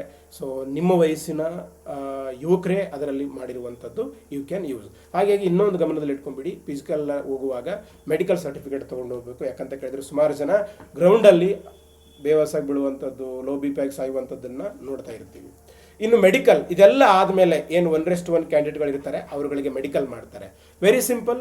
ಸೊ ಸರ್ ನನಗೆ ಚಸ್ಮಾ ಇದೆ, ಚಸ್ಮಾ ಇದ್ರೂ ಬರ್ತದೆ, ಬಟ್ ಈ ಒಂದು ರೇಂಜಲ್ಲಿ ನಿಮಗೆ ದೃಷ್ಟಿ ಇರಬೇಕು. ಇದನ್ನು ಎಕ್ಸಾಕ್ಟಾಗಿ ಡಾಕ್ಟರೇ ಸರ್ಟಿಫೈ ಮಾಡ್ತಾರೆ. ಸೊ ಯಾರೋ ಯೂಟ್ಯೂಬಲ್ಲಿ ಮಾಡೋಂಥವನು, ಯಾರೋ PC ಆದಂಥವನು, ನಾನು ಈ 3-4 ಸಲ ನಾನು ಪೊಲೀಸ್ ಡಿಪಾರ್ಟ್ಮೆಂಟ್ ಫಿಸಿಕಲ್ ಹೋಗಿದ್ದೀನಿ, ಮೆಡಿಕಲ್ ಹೋಗಿದ್ದೀನಿ. ಸೊ ನನಗೆ ನನ್ನದೇ ಆದಂಥ ಅನುಭವಗಳದ. ಸೊ ಅಲ್ಲಿ ಮೇನ್ ಡಾಕ್ಟರ್ಗಳೇ ಸ್ಟ್ಯಾಂಡರ್ಡ್ ಫಿಕ್ಸ್ ಮಾಡುವಂಥದ್ದು. ಸೊ ಪ್ರತಿ ಕಣ್ಣು ಸಂಪೂರ್ಣ ಚೇತ್ರ ದೃಷ್ಟಿ ಹೊಂದಿರಬೇಕು. ಸೊ ಕಲರ್ ಬ್ಲೈಂಡ್ನೆಸ್ಸು ಇದ್ದರೆ ಆಗೋದಿಲ್ಲ, ಅದರ ಆಸೆ ಬಿಟ್ಟು ಬಿಡ್ರಿ ನೀವು ಪೊಲೀಸ್ ಇಲಾಖೆದ್ದು. ಮತ್ತು ಮೆಳ್ಳಗಣ್ಣು ಸ್ವಲ್ಪ ಕಣ್ಣು ವಾಸಿ ಇರ್ತೈತಲ್ಲ ಅವರಿಗೆ ಸೊ ಬರುವುದಿಲ್ಲ, ವಿಕೃತವಾದ ಸ್ಥಿತಿ ಇದ್ದಂಥವ್ರಿಗೆ ಬರುವುದಿಲ್ಲ. ಒಂದು ವೇಳೆ ನಿಮಗೆ ಅನುಭವ ಆಗಬೇಕಂದ್ರೆ CT ಪಾಸಾಗಿ ಸೊ ಫಿಸಿಕಲ್ ಪಾಸಾಗಿ ಹೋಗಿ ನೋಡಿ. ಸರ್ ವೇಸ್ಟ್ ಅಲ್ಲ, ವೇಸ್ಟ್ ಆಗೋದಿಲ್ಲ. KE ಎಕ್ಸಾಮ್ ಪಾಸ್ ಆದರೆ ನಾಳೆಗೆ ನಿಮ್ದು ಯಾವುದೋ SDO FDO ಪಾಸ್ ಆಗುತ್ತೆ. ಇನ್ನಾದಮೇಲೆ ಕಿವಿ ಕೇಳುವಂಥದ್ದು. ಸೊ ಕಿವಿಗೆ ಸಂಬಂಧಪಟ್ಟ ಹಾಗೆ ಒಂದು 2-3 ಟೆಸ್ಟ್ ಮಾಡ್ತಾರೆ. ಅವುಗಳಲ್ಲಿ ಸರ್ ನನಗೆ ಕಿವಿ ಸಣ್ಣದಿದ್ದಾಗ ಸೋರ್ತಾ ಇತ್ತು, ಕಿವಿಗೆ ತೂತು ಬಿದ್ದದೆ, ಸೊ ಅದು ಏನೇ ಇರಲಿಕ್ಕೆ ನೀವು ಹೋಗಿ. ಸೊ ಅವೇನು ದೊಡ್ಡ ಇಶ್ಯೂ ಅಲ್ಲ. ಕಿವಿ ಸಣ್ಣದಿದ್ದಾಗ ಸೋರು ಇವಾಗ ಚಂದ ಕೇಳ್ತಾ ಇದ್ರೆ ಸಮಸ್ಯೆ ಇಲ್ಲ. ಸೊ ಇದಾದ ನಂತರ ನಿಮ್ಮ ಒಂದು ವೆರಿಕೋಸ್ ವೇನ್ಸ್, ಈ ನರಗಳೆಲ್ಲ ಇರ್ತವೆ ನೋಡ್ರಿ, ವೆರಿಕೋಸ್ ವೇನ್ಸು ಒಂದು ಲಿಮಿಟ್ ಆದರೆ ಅದಕ್ಕೆ ಸಣ್ಣ ಪುಟ್ಟದಿರೋದು ಬೇರೆ, ಸಿಕ್ಕಾಪಟ್ಟೆ ದೊಡ್ಡದಿರೋದು ಬೇರೆ. ಅಂಥವುಗಳಿಗೆ ಮೆಡಿಕಲಲ್ಲಿ ಹೋಗುವ ಸಾಧ್ಯತೆ ಇರ್ತದೆ. ಸೊ ಅದಾದ ಮೇಲೆ ಈ ಮಾತಿನಲ್ಲಿ ಸ್ವಲ್ಪ ತೊದಲು ಮಾತಾಡ್ತಿರ್ತಾರೆ ನೋಡ್ರಿ, ಅವರುಗಳಿಗೆ ಪೊಲೀಸ್ ಇಲಾಖೆಯಲ್ಲಿ ಅವಕಾಶ ಇರುವುದಿಲ್ಲ. ಸೊ ಅದಾದಮೇಲೆ ಚೆಸ್ಟನ್ನು ನಿಮಗೆ ಎಕ್ಸ್ರೇ ಮಾಡ್ತಾರೆ, ಆ ಎಕ್ಸ್ರೇದಾಗ ಏನಾದರೂ ಸಮಸ್ಯೆ ಬಂದರೆ ಅವಕಾಶ ಕೊಡೋದಿಲ್ಲ. ಸೊ ಇವೆಲ್ಲ ಮಿನಿಮಮ್. ಸರ್ ನನಗೆ ಸಮಥಿಂಗ್ ಆಪ್ರೇಷನ್ ಆಗಿತ್ತು, ನಾನು ಹೇಳಿದ್ನಲ್ಲ ನಿಮಗೆ ಏನೂ ಆಗೋದಿಲ್ಲ ಫಿಸಿಕಲಿ ಫಿಟ್ ಇದ್ದರೆ. CT ಪಾಸ್ ಆಗ್ರಿ, ನಿಮಗೆ ಗೊತ್ತಾಗುತ್ತೆ ಎಕ್ಸಾಮ್ ಬರೆದಾಗ. ಇದು 2026ರಲ್ಲಿ ಇವನ್ನ ಆ್ಯಡ್ ಮಾಡಿದ್ದಾರೆ, ಕೀಪ್ ಇನ್ ಮೈಂಡ್. ಮುಂಚೆ ಇವು ಅಷ್ಟಿರಲಿಲ್ಲ. ನಂಬರ್ 1 ಈ ನಾಕ್ ನೀಸ್ ಅಂತ 2 ಕಾಲುಗಳತ್ತವ ನೋಡ್ರಿ, ಇದರ ಬಗ್ಗೆ ಭಾಳ ವಿಶೇಷವಾದ ಗಮನ ಕೊಡಿ. ಮತ್ತು ಫ್ಲ್ಯಾಟ್ ಫುಟ್, ಚಪ್ಪಟೆ ಆದಂಥ ಪಾದಗಳು, ಸೊ ಬೌಲೆಗ್ಸು, ಇವೆಲ್ಲವಷ್ಟು ನೀವು ಯೂಟ್ಯೂಬಲ್ಲಿ ಆದರೂ ಸರ್ಚ್ ಮಾಡಿ, ಗೂಗಲಲ್ಲಿ ಆದರೂ ಸರ್ಚ್ ಮಾಡಿ. ಇವುಗಳಲ್ಲಿದ್ದರೆ ಸೊ ಡಿಸ್ಕ್ವಾಲಿಫೈ ಮಾಡುವಂಥ ಅಧಿಕಾರ ಡಾಕ್ಟರ್ಗಳಿಗೆ ಇದೆ. ಸರ್ ನಂದು ನಾಕ್ ನೀ ಇದೆ, ನಾನು ಓದಲೇಬೇಡ, ಓದೋದಕ್ಕೆ ಯಾರು ಕೈ ಹಿಡ್ಕೊಂಡು ಕೂತ್ಕೊಂಡಿಲ್ಲಲ್ಲ. ಸೊ CT ಪಾಸ್ ಆಗು, ಫಿಸಿಕಲ್ ಪಾಸ್ ಆಗು, ಮೆಡಿಕಲ್ ಹೋಗು. ನಾನು ಹೇಳೋದಕ್ಕಿಂತ ಯಾರೋ ಹೇಳೋದಕ್ಕಿಂತ ನಾನು ಹೇಳಿದ್ನಲ್ಲ, ಡಾಕ್ಟರ್ಗಳು ಕೊಡೋದೇ ಸರ್ಟಿಫಿಕೇಟ್. ಯಾರೋ PS ಆಗಿದ್ದಾನೆ, PC ಆಗಿದ್ದಾನೆ, ನಿಮ್ಮ ಸರ್ ಆದಾನೆ, ಗೈಡ್ ಮಾಡ್ತಾನೆ, ಬೇಡ. ಯಾವಾಗಲೂ ನಾವು ನೀರಲ್ಲಿ ಧುಮುಕಿದಾಗಲೇ ಅನುಭವ ಪಡಿಬೇಕು, ಕೇಳಬೇಕು, ಎಲ್ಲರ ಮಾರ್ಗದರ್ಶನ ಕೇಳಬೇಕು, ನಾವು ಟ್ರೈ ಮಾಡಬೇಕು. ಬರೀ ಇದೊಂದೇ ನೆಪ ಹಿಡ್ಕೊಂಡು ಇಲ್ಲಲೇ ನನಗೆ ನಾಲ್ಕು ನೀತಿ ಇಲ್ಲಂದ್ರೆ ನಾನು ಎಕ್ಸಾಮ್ ಬರೆದ ಆರಾಮ ಆಗ್ತಾಯಿತ್ತು, ಆ ಉದ್ರಿ. ಸೊ ನೆಪಗಳನ್ನು ಹೇಳಬೇಡಿ. ಇನ್ನು ಈಗ ಲಿಖಿತ ಪರೀಕ್ಷೆಯನ್ನು ಗಮನಿಸಿದ್ರೆ ಸ್ನೇಹಿತರೆ, 100 ಅಂಕಗಳಿಗೆ ಸೊ 90 ನಿಮಿಷದಲ್ಲಿ ಒಂದು GK ಪೇಪರ್ ಇರ್ತದೆ, MCQ. ಸೊ ಇದು ಸಿಲೆಬಸ್ ನೆನ್ಪಿಟ್ಕೊಂಡಿರಿ. ಎಕ್ಸಾಮ್ ಮಾತ್ರ KE ನಡೆಸ್ತಾ ಇದೆ, KE ಸಿಲೆಬಸ್ ಅಲ್ಲ ಇದು. ಎಕ್ಸಾಮ್ ನಡೆಸೋರು ಮಾತ್ರ KE ಸಿಲೆಬಸ್ PC ಇದೆ. 2024-22ರಲ್ಲಿ ನಡೆದ PC ಪರೀಕ್ಷೆ ನೋಟಿಫಿಕೇಶನ್ ತೆಗೆದು ನೋಡಿದ್ರೂ ಇದೇ ಸಿಗ್ತದೆ. ಸಾಮಾನ್ಯ ಜ್ಞಾನ ಇಲ್ಲಿ ಎಲ್ಲದು ಬಂತಪ್ಪ. ಏನು ಬಂತು? ಕರೆಂಟ್ ಅಫೇರ್ಸ್ ಬಂತು, ಮೆಂಟಲ್ ಎಬಿಲಿಟಿ ಬಂತು, ಎಲ್ಲೆಲ್ಲಿ ಯಾವುದನ್ನು ಕೊಟ್ಟಿಲ್ಲ ಸೊ ಪ್ರಾಚೀನ ಭಾರತ ಇತಿಹಾಸ, ಕರ್ನಾಟಕದ ಇತಿಹಾಸ, ಅರ್ಥಶಾಸ್ತ್ರ ಎಲ್ಲ ಬಂತಿದ್ರೆ. ಸೊ ನೆಕ್ಸ್ಟು ವಿಜ್ಞಾನ, ಸಾಮಾನ್ಯ ಜ್ಞಾನ, ವಿಜ್ಞಾನ ಹೈಯೆಸ್ಟ್ ಕ್ವಶನ್ ಬರುವ ಸಾಧ್ಯತೆ ಇದೆ. ಭೂಗೋಳ ಎಲ್ಲ ಬಂತು, ಭಾರತ, ಕರ್ನಾಟಕ, ಪ್ರಾಕೃತಿಕ, ಇತಿಹಾಸ. ಸೊ ಇಲ್ಲಿ ಇತಿಹಾಸ ಅಂದರೆ ಎಲ್ಲ ಬಂತು, ಪ್ರಾಚೀನ ಭಾರತ ಇತಿಹಾಸ, ಕರ್ನಾಟಕದ ಇತಿಹಾಸ. ಸೊ ನೆಕ್ಸ್ಟ್ ಭಾರತದ ಸಂವಿಧಾನದ ಮೇಲೆ ಹೆಚ್ಚು ಕ್ವಶನ್ ಬರ್ತವೆ. ಪೊಲೀಸ್ ಇಲಾಖೆಗೆ 15ರಿಂದ 20 ಕ್ವಶನ್ ಬರುವುದು ಮಿನಿಮಮ್ ಅಂತಂತೂ ಬರ್ತವೆ. ಇನ್ನು ರಾಷ್ಟ್ರೀಯ ಸ್ವತಂತ್ರ ಚಳುವಳಿ, ಸೊ ಮಾಡರ್ನ್ ಇಂಡಿಯನ್ ಹಿಸ್ಟ್ರಿ ಇತಿಹಾಸದಲ್ಲಿ ಕವರ್ ಆಗ್ತದೆ. ಆ್ಯಂಡ್ ಮಾನಸಿಕ ಸಾಮರ್ಥ್ಯ, ನೈತಿಕ ಶಿಕ್ಷಣ, ಇದರಲ್ಲಿ ಯಾವುದಿಲ್ಲ, ಪ್ರಚಲಿತ ಘಟನೆಗಳಿಲ್ಲ, ಬಟ್ ಬರ್ತದೆ ಕ್ವಶನಲ್ಲಿ. ಸೊ ಇನ್ನು ಹೇಳ್ತೀನಿ ನಾನು, ಈ ಎಲ್ಲ ಬರ್ತದೆ. ಈ ಸಿಲೆಬಸ್ ಬರೀ 4 ಲೈನ್ ಅದ. ಅಲ್ಲಿ ಕ್ವಶನ್ ಪೇಪರ್ ತೆಗಿಬೇಕಾದ್ರೆ ಕೆಇದವ್ರ ಹತ್ತಿರ ಸೊ 10 ಪೇಜಸ್ ಇರ್ತದೆ. ಆ 10 ಪೇಜಸ್ ಈಗಾಗಲೇ ನಡೆದ PC ಎಕ್ಸಾಮ್ಗಳಲ್ಲಿ ಎಲ್ಲ ಟಾಪಿಕ್ಸ್ ಕವರ್ ಆಗಿದ್ದಾವೆ. ಕೆಲವೊಬ್ರು ಸ್ಟೂಡೆಂಟು, ಕೆಲವೊಬ್ರು ಇವನ್ ಎಲ್ಲ ಒಂದು ಕಡೆಗೆ ನಾನು ಹುಡುಗರು ಲಿಂಕ್ ಗಳಿಸಿದ್ವು. ಸೊ ಕೆಇದವ್ರು ಅಂದರೆ ಭೂ ಸುಧಾರಣೆಗಳು ಓದಬೇಕು ಸಾಕ. ಕೆಇದವ್ರು ಅಂದರೆ ಅಲ್ಲದು, ಗ್ರೂಪ್ C ಸಿಲೆಬಸ್ ಅದು. ಕೆಇದವ್ರು ಎಕ್ಸಾಮ್ ನಡೆಸ್ತಾರೆ, ಸಿಲೆಬಸ್ ಫಿಕ್ಸ್ ಮಾಡೋದಿಲ್ಲ, ಆ ಹುದ್ದೆಗಳಿಗೆ ತಕ್ಕಂಗೆ ಇರ್ತದೆ. ಸೊ ಅದಕ್ಕೆ ನಾನು ಹೇಳೋದು ಪ್ರೀವಿಯಸ್ ಇಯರ್ ಕ್ವಶನ್ ಪೇಪರ್ ನೋಡ್ರಿ. ಸೊ ನೆನ್ಪಿಟ್ಕೊಂಡಿರಿ, ನೆಗೆಟಿವ್ ಮಾರ್ಕ್ಸ್ ಇರ್ತದೆ. ಸೊ 30 ಅಂಕಗಳು ಮಿನಿಮಮ್ ಕೊಡಲೇಬೇಕು. ಸರ್ ಏನು ಸರ್? ಉದಾಹರಣೆಗೆ ಈಗ ಯಾರೋ ತೃತೀಯ ಲಿಂಗಿಗಳದಾರ ಅಂದ್ಕೊಳ್ಳೋಣ, ಅವರಿಗೆ 35 ಪೋಸ್ಟ್ ಅದಾವೆ. ನೀವು ಎಕ್ಸಾಮ್ ಬರೆದ್ರೂ 100ಕ್ಕೆ 30 ಮಾರ್ಕ್ಸು ನೆಗೆಟಿವ್ ಹೋಗಿ ತೊಗೊಂಡಿಲ್ಲ ಅಂದರೆ ಆ ಪೋಸ್ಟ್ಗಳು ಅಷ್ಟೇ ಖಾಲಿ ಉಳಿತವೆಲ್ಲ ಬೇರೆಯವರಿಗೆ ಕೊಡ್ತಾರೆ ಹೊರತಾಗಿ ನಿಮಗೆ ಕೊಡಲ್ಲ. ಫಾರ್ ಎಕ್ಸಾಂಪಲ್, ಯಾರೋ ಎಷ್ಟೇ ಮಹಿಳಾ ಅಭ್ಯರ್ಥಿ ಇನ್ ಸರ್ವಿಸ್ ಅದಾರೆ, 5 ಪೋಸ್ಟ್ ಅದಾವೆ, ಅದರಲ್ಲಿ ಯಾರೂ ಕೂಡ 30 ಅಂಕಗಳನ್ನು ಪಡೆದೇ ಇಲ್ಲ, ನಿಮಗೆ ಆ ಜಾಬ್ ಕೊಡೋದಿಲ್ಲ. ಇಟ್ ಮೀನ್ಸ್ 30 ಅಂಕಗಳು ಪಡೆದ್ರೆ ನಿಮಗೆ ಜಾಬ್ ಸಿಗಲ್ಲ, ಆವಾಗ ಕಟ್ ಆಫ್ ಬರ್ತದೆ. ಸೊ ಆ ಕಟ್ ಆಫ್ ಯಾವತ್ತು 30 ಒಳಗೆ ಇರುವುದಿಲ್ಲ. ಹಿಂದೆ ಎಲ್ಲ ನೆಗೆಟಿವ್ ಮಾರ್ಕ್ಸ್ ತೊಗೊಂಡ್ರು ಕೂಡ PC ಆಗಿದ್ದಾರೆ ಹಿಂದೆ, ಆ ಥರ ತೆಗೆದಕ್ಕೆ ಇದು. ಸೊ ಹಾಗೆ ಇದು ಕೆಇದವ್ರು ನಡೆಸುವುದರಿಂದ ಸೊ ಈ ಒಂದು ಕರಪ್ಷನನ್ನು, ಈ ಒಂದು ಮಾಲ್ ಪ್ರಾಕ್ಟೀಸನ್ನು ತಡೆಯೋದಕ್ಕೋಸ್ಕರ 5th ಆಪ್ಷನ್ ನೀವು ಯಾವುದು ಕೂಡ ಹಾಕಿಲ್ಲ ಅಂದರೆ ನನ್ ಆಫ್ ದಿ ಅಬೋ ಅಂತ 5ನೇ ಆಪ್ಷನ್ ಇರ್ತದೆ. ಎಕ್ಸ್ಟ್ರಾ ಟೈಮ್ ಕೊಟ್ಟಿರ್ತಾರೆ, ಅದನ್ನು ಹಾಕ್ಲೇಬೇಕು. ಅದನ್ನು ಹಾಕಿಲ್ಲ ಅಂದರೆ ಅದಕ್ಕೂ ಕೂಡ ತಪ್ಪಾಗಿಲ್ಲ ಅಂದ್ರೂ ನೆಗೆಟಿವ್ ಮಾರ್ಕ್ಸ್ ಹೋಗ್ತಾವೆ. ಇದರ ಬಗ್ಗೆ ಭಾಳ ಎಚ್ಚರದಿಂದ ಗಮನವಹಿಸಬೇಕು. So exam date already fix ಮಾಡಿದ್ದಾರೆ, August 2 ಅಂತ. ಸೊ ಕೆಇದವರು ಎಕ್ಸಾಮ್ ನಡೆಸೋದಕ್ಕೆ ಇರುವಂಥ ಸಂಸ್ಥೆ. ಹಿಂದೆ ನಾವು KSPದವ್ರ ಥರ ಸೊ 2 ಸಲ 3 ಸಲ ಒಂದೊಂದು ಸಲ 1 ವರ್ಷದ ತನಕ ನೋಟಿಫಿಕೇಶನ್ ಆದರೆ ಎಕ್ಸಾಮ್ ನಡೆಸಿರಲಿಲ್ಲ. ಬಟ್ ಇಲ್ಲಿ ಹಂಗಿರೋದಿಲ್ಲ, ಇವರು ಆಲ್ರೆಡಿ 2 ಮಂತ್ಸ್ ಅಷ್ಟೇ. ಸೊ ಯಾರು ಏನು ಸ್ಟ್ರೈಕ್ ಮಾಡಿದ್ರು ಭಾಳ ಅಂತಂದರೆ 1 ವೀಕ್ ಆರ್ 2 ವೀಕ್ ಪೋಸ್ಟ್ಪೋನ್ ಮಾಡ್ಬೋದು, ಅದಕ್ಕಿಂತ ಜಾಸ್ತಿ ಅವ್ರು ಮಾಡಲ್ಲ. ಸೊ ಅಟ್ ಪ್ರೆಸೆಂಟ್ ಮಾಡಲ್ಲ ಅಂತಲೇ ಓದಿ. ಸರ್ ಇಲ್ಲಿ ಕಡ್ಡಾಯ ಕನ್ನಡ, ಅದರ ಬಗ್ಗೆ ಮುಂದೆ ಹೇಳ್ತೇನೆ. ಸೊ ಪಠ್ಯಕ್ರಮ ನೋಡಿ, ನೋಟಿಫಿಕೇಶನಲ್ಲಿ ಇಷ್ಟೇ ಕೊಟ್ಟಾರ. ಈ ನೋಟಿಫಿಕೇಶನ್ ಕೊಟ್ಟ ಸಿಲೆಬಸ್ ಬಗ್ಗೆ ತಲೆ ಕೆಡಿಸೋಕೆ ಹೋಗಬೇಡಿ. ಅಷ್ಟೇ. ಏನು ಅಂತ ಕೇಳಿದ್ರೆ ಫೋಕಸ್, ಸೈನ್ಸ್ ತುಂಬ ಫೋಕಸ್, ಭೂಗೋಳ ತುಂಬ ಫೋಕಸ್, ಇತಿಹಾಸ ತುಂಬ ಫೋಕಸ್, ಸಂವಿಧಾನ ಫೋಕಸ್, ಸೊ ಸ್ವತಂತ್ರ ಚಳವಳಿ ಫೋಕಸ್, ಆ್ಯಂಡ್ ಮಾನಸಿಕ ಸಾಮರ್ಥ್ಯ ಫೋಕಸ್ ಮಾಡಿ. ಆದರೆ ಸೊ ಎಕ್ಸಾಮಲ್ಲಿ ನೀವೇನಾದರೂ ಹಿಂದೆ ನಡೆದ ಕಾನ್ಸ್ಟೇಬಲ್ ಕ್ವಶನ್ ಪೇಪರ್ಗಳನ್ನು ಅದು ಯಾರೇ ನಡೆಸಲಿ, KSP ನಡೆಸಲಿ, ಯಾರೇ ನಡೆಸಲಿ, ಅದೇ ಸಿಲೆಬಸ್ನೇ ಇವರು ಮುಂದಿಡ್ತಾರೆ. ಆದರೆ ಕ್ವಾಲಿಟಿ ಆಫ್ ಕ್ವಶನ್ಸ್ಗಳು KE ಮಟ್ಟದ್ದು ಇರ್ತವೆ. KE ಕ್ವಶನ್ ಹೆಂಗದವೆ ಅಂತ ಇತ್ತೀಚೆಗೆ ನಡೆದಂಥ VA, ಕಂಡಕ್ಟರು, SDA ಕ್ವಶನ್ ಪೇಪರ್ಗಳನ್ನು ನೋಡಿ. ಅಲ್ಲಿ ಭೂ ಸುಧಾರಣೆಗಳು, ಸಹಕಾರ, ಒಂದಿಷ್ಟು 2-3 ಟಾಪಿಕ್ ಬಿಟ್ಟರೆ ಉಳಿದೆಲ್ಲವೂ ಕೂಡ ಇದೇ ಭಾರತ ಸಂವಿಧಾನದ ಮೇಲೆ 10ರಿಂದ 20 ಕ್ವಶನ್ಸ್. ಇಷ್ಟೇ ಬರಬೇಕಂತ ಏನಿಲ್ಲ, ಕೆಲವೊಂದು ಸಲ 5 ಕ್ವಶನ್ ಕೇಳ್ಬೋದು, ಅದೇ ಕಾಂಪಿಟೇಟಿವ್ ಎಕ್ಸಾಮ್. ಸೊ ಭಾರತದ ಇತಿಹಾಸ, ಅದರಲ್ಲೂ KEದವರು ಬಹಳ ಸಲ ಕರ್ನಾಟಕದ ಇತಿಹಾಸದ ಮೇಲೆ ಫೋಕಸ್ ಮಾಡ್ತಾರೆ. ಭೂಗೋಳಶಾಸ್ತ್ರ, ಪ್ರಾಕೃತಿಕ ಭೂಗೋಳಶಾಸ್ತ್ರ, ನಾವೇನು ಒಂದು ಶಿಲಾಗೋಳ, ವಾಯುಗೋಳ, ಅವನ್ನ ಬಹಳಷ್ಟು ಗಮನ ಕೊಡ್ತಾರೆ. ಸೊ ಭಾರತ, ನಾನು ಹೇಳ್ತೀನಿ, ಈವನ್ ನಮ್ಮದೊಂದು ಕ್ಲಾಸಸ್ ಇದ್ದಾವೆ ಅಲ್ಲಿ. ಸೊ ಟೈಮ್ ಕಡಿಮೆ ಇರೋದ್ರಿಂದ ಆ ಟಾಪಿಕ್ಗಳನ್ನ ಪರ್ಫೆಕ್ಟ್ ಆಗಿ ಮಿನಿಮಮ್. ಸೊ ಕರ್ನಾಟಕದ ಜಿಯೋಗ್ರಫಿ, ಸೊ ನೆಕ್ಸ್ಟು ಸಾಮಾನ್ಯ ವಿಜ್ಞಾನ ಮತ್ತು ತಂತ್ರಜ್ಞಾನ. ಸ್ನೇಹಿತರೆ, ಪೊಲೀಸ್ ಇಲಾಖೆ ಮತ್ತು ಈ ಸಿಲೆಬಸ್ಸಲ್ಲಿ ಏನಿದೆಯಲ್ಲ, ಸೈನ್ಸ್ ಸಂಬಂಧಪಟ್ಟಂಗೆ ಅವ್ರ ಹತ್ರ 4 ಪೇಜಸ್ ಸಿಲೆಬಸ್ ಇರ್ಬೋದು ಅಂತ ಅನಿಸುತ್ತೆ ನನಗೆ. ಯಾಕಂದ್ರೆ ಸುಮಾರು ಕ್ವಶನ್ ಬರ್ತವೆ. ಸೊ ಇಲ್ಲಿ ಕೆಲವೊಂದು ಸಲ 15 ಕ್ವಶನ್ ಬರ್ತವೆ, 10 ಕ್ವಶನ್ ಬರ್ತವೆ, 33 ಕ್ವಶನ್ಸು ಬಂದಾವೆ ಒಂದು ಸಲ. ಈ ರೀತಿ 33 ಕ್ವಶನ್ಸ್ ಬಂದಾಗ ಯಾರು ನಿಮಗೆ ಸೈನ್ಸ್ ಅರ್ಥ ಆಗೋದಿಲ್ಲ, ನಾನು ಅದಕ್ಕೆ ಹೇಳಿದ್ದು ಎಲ್ಲ ಸಬ್ಜೆಕ್ಟ್ಗಳನ್ನು ಕವರ್ ಮಾಡ್ಕೊಳ್ಳಿ. ಕಂಪ್ಲೀಟ್ ಸಿಲೆಬಸ್ ಮಾಡಿಲ್ಲ ಅಂತಂದ್ರೂ ಒಂದೊಂದು ಸಬ್ಜೆಕ್ಟ್ನಿಂದ ಒಂದಿಷ್ಟು ಟಾಪಿಕ್ ಅಂತ ತಗೊಳ್ಳಿ, ಅಟ್ಲೀಸ್ಟು ಮಿನಿಮಮ್ ಇದು. ಸೊ ನೆಕ್ಸ್ಟು ಇಂಡಿಯನ್ ಎಕಾನಮಿ, ಅದರಲ್ಲೂ ವಿಶೇಷವಾಗಿ ಅವರು KEದವ್ರು ಎಕ್ಸಾಮ್ ನಡೆಸೋದ್ರಿಂದ ಸೊ ಬಜೆಟ್ ಕೇಳ್ತಾರೆ. ರೀಸೆಂಟ್ ಆಗಿರುವಂಥ ಕರ್ನಾಟಕದ ಬಜೆಟ್, ಕರ್ನಾಟಕದ ಆರ್ಥಿಕ ಸರ್ವೆ, ಎಕನಾಮಿಕ್ ಸರ್ವೆ, ಅದರಾಗಿರುವಂಥ ಮಾಹಿತಿ ಅವೆಲ್ಲ ಕರೆಂಟ್ ಅಫೇರ್ಸು ಅರ್ಥಶಾಸ್ತ್ರಕ್ಕೆ ಸಂಬಂಧಪಡ್ತವೆ. ಅದರಲ್ಲೂ ವಿಶೇಷವಾಗಿ GDPಗೆ ಸಂಬಂಧಪಟ್ಟ ಹಾಗೆ, ಇನ್ಫ್ಲೇಷನ್ಗೆ ಸಂಬಂಧಪಟ್ಟ ಹಾಗೆ, RBIಗೆ ಸಂಬಂಧಪಟ್ಟ ಹಾಗೆ, ಸೊ ಈ ಟ್ಯಾಕ್ಸ್ ರಿಲೇಟೆಡ್ ಆಗಿ ಡೆಫಿಸಿಟ್ಗಳು ಅವು ಟಾಪಿಕ್ಸ್ ಅದಾವೆ. ಒಂದು 8ರಿಂದ 10 ಟಾಪಿಕ್ಸ್ ಆಗ್ತಾವೆ. ಅಷ್ಟು ಕವರ್ ಮಾಡಿದ್ರೆ ಸಾಕು. ಎಲ್ಲ ಬರ್ತಾವೆ ಅಂತ ಹೇಳಲ್ಲ, ಮಿನಿಮಮ್ ಸೇಫ್ ಆಗ್ತೀರಿ. ಸೊ ನೆಕ್ಸ್ಟ್ ಮೆಂಟಲ್ ಎಬಿಲಿಟಿ, ಇಲ್ಲಿ 10ರಿಂದ 15 ಕ್ವಶನ್ಸ್ ಬರುವ ಸಾಧ್ಯತೆ ಇದೆ. ಇಲ್ಲಿ ಕೂಡ ಸೇಮ್ ಒಂದು 20 ಟಾಪಿಕ್ಸನ್ನು ಪರ್ಫೆಕ್ಟ್ ಆಗಿಬಿಡಬೇಕು. 20 ಟಾಪಿಕ್ಸನ್ನು ಈ ಕಡಿಮೆ ಟೈಮ್ ಇರೋದರಿಂದ. So next current affairs KE ನಾವು ನೋಡಿರುವ ಹಾಗೆ ಹೈಯೆಸ್ಟ್ ಕರೆಂಟ್ ಅಫೇರ್ಸನ್ನು ಈಗ 2023ರಿಂದಂತೂ ಸಿಕ್ಕಾಪಟ್ಟೆ ಕೇಳ್ತಾ ಇದ್ದಾರೆ. ಕೆಲವೊಂದು ಸಲ ಸ್ನೇಹಿತರೆ ಅವು ಕಾನ್ಸ್ಟಿಟ್ಯೂಷನ್ ರಿಲೇಟೆಡ್ ಇರ್ತವೆ, ಬಟ್ ಕರೆಂಟ್ ಅಫೇರ್ಸಲ್ಲಿ ಕವರ್ ಆಗಿರ್ತವೆ. ಕಾನ್ಸ್ಟಿಟ್ಯೂಷನಲ್ಲಿ ಕೇಳಿದ ಕ್ವಶನ್ ಕರೆಂಟ್ ಅಫೇರ್ಸಲ್ಲಿ ಇರೋದಕ್ಕೆ ಕೇಳಿರ್ತಾರೆ. ಉದಾಹರಣೆಗೆ ಇವಾಗ ಪ್ರೆಸೆಂಟ್ ಆಗಿ CM ರಾಜೀನಾಮೆ ಕೊಟ್ಟರು, CMಗೆ ಸಂಬಂಧಪಟ್ಟ ಕ್ವಶನ್ ಬಂದರೆ ಅದು ಕರೆಂಟ್ ಅಫೇರ್ಸಲ್ಲಿ ನಡೆದಿದ್ದಕ್ಕೆ ಕಾನ್ಸ್ಟಿಟ್ಯೂಷನಲ್ಲಿ ಕೇಳಿರ್ತಾರೆ.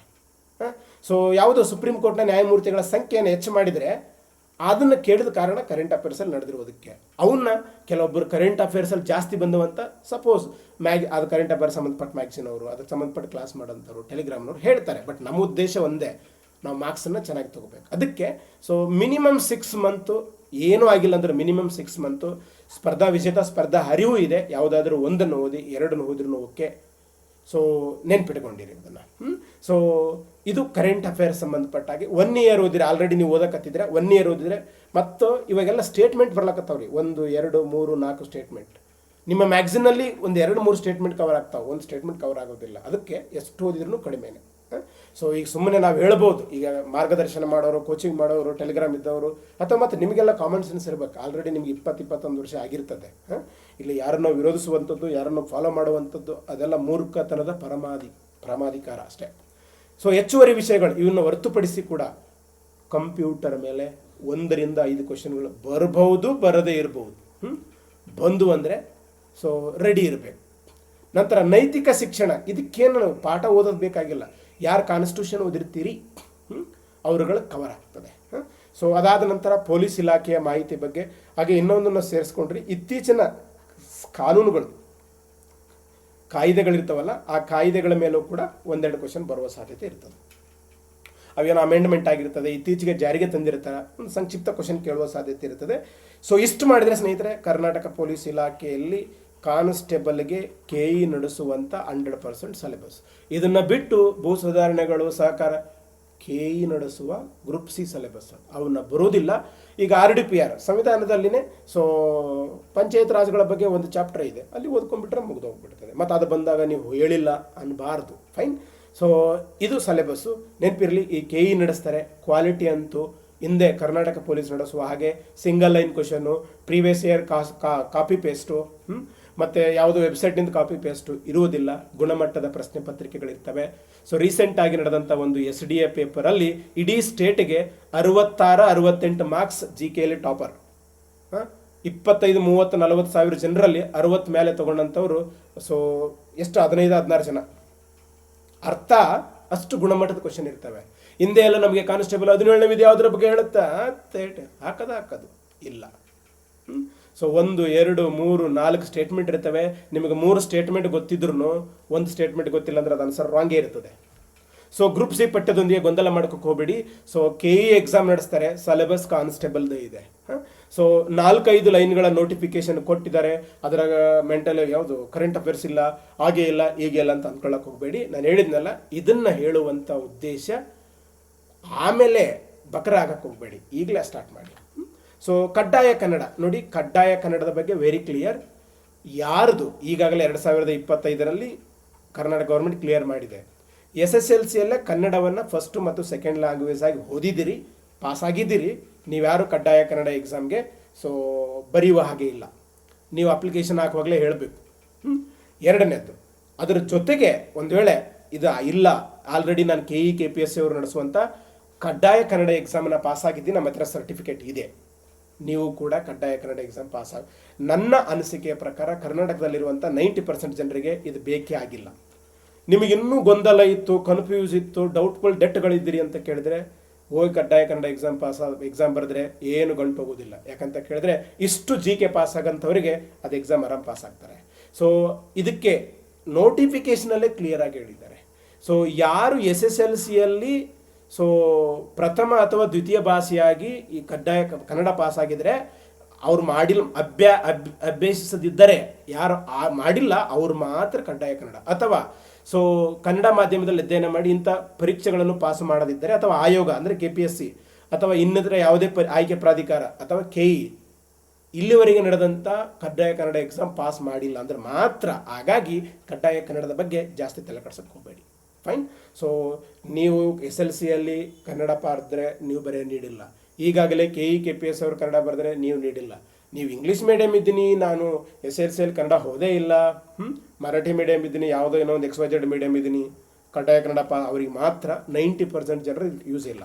ನೆಕ್ಸ್ಟ್ ನೋಡಿ, ಹೆಂಗೆ ಓದಬೇಕು ಸರ್, ಟೈಮ್ ಭಾಳ ಕಡಿಮೆ ಇದೆ.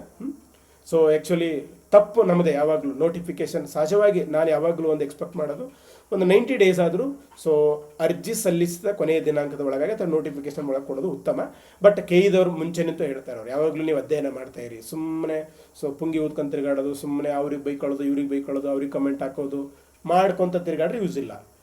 ಕಡಿಮೆ ಟೈಮ್ ಇದೆ, 2 ತಿಂಗಳು ಮ್ಯಾಕ್ಸಿಮಮ್ ಸಿಗ್ತದೆ. ಇದರಲ್ಲಿ ನೀವು ಸೊ ಏನು ಮಾಡಿ, ನನ್ನ ವೈಯಕ್ತಿಕ ಒಂದು ಸಲಹೆ ನಿಮಗೆ ನೋಡ್ರಿ, KE 2020 ಹಿಂಗೆ ಉಲ್ಟಾ ಹೋಗ್ಬೇಕ್ರಿ. 2026 ನಡೆದಂಥ KE ಕ್ವಶನ್ ಪೇಪರ್ನಿಂದ ಹೋಗ್ಬೇಕು, ಇಂದು ನಿಂತು ಬರಬಾರ್ದು. ಯಾಕಂದ್ರೆ 26 ನೋಡಿದ್ರೆ ನಮಗೆ ಟ್ರೆಂಡ್ ಗೊತ್ತಾಗ್ತದೆ. ನೀವು 26 question paper ಓದುವಾಗಿರುವ ಜೋಸು 4-5 question paper ಓದುವಾಗಿರುವುದಿಲ್ಲ.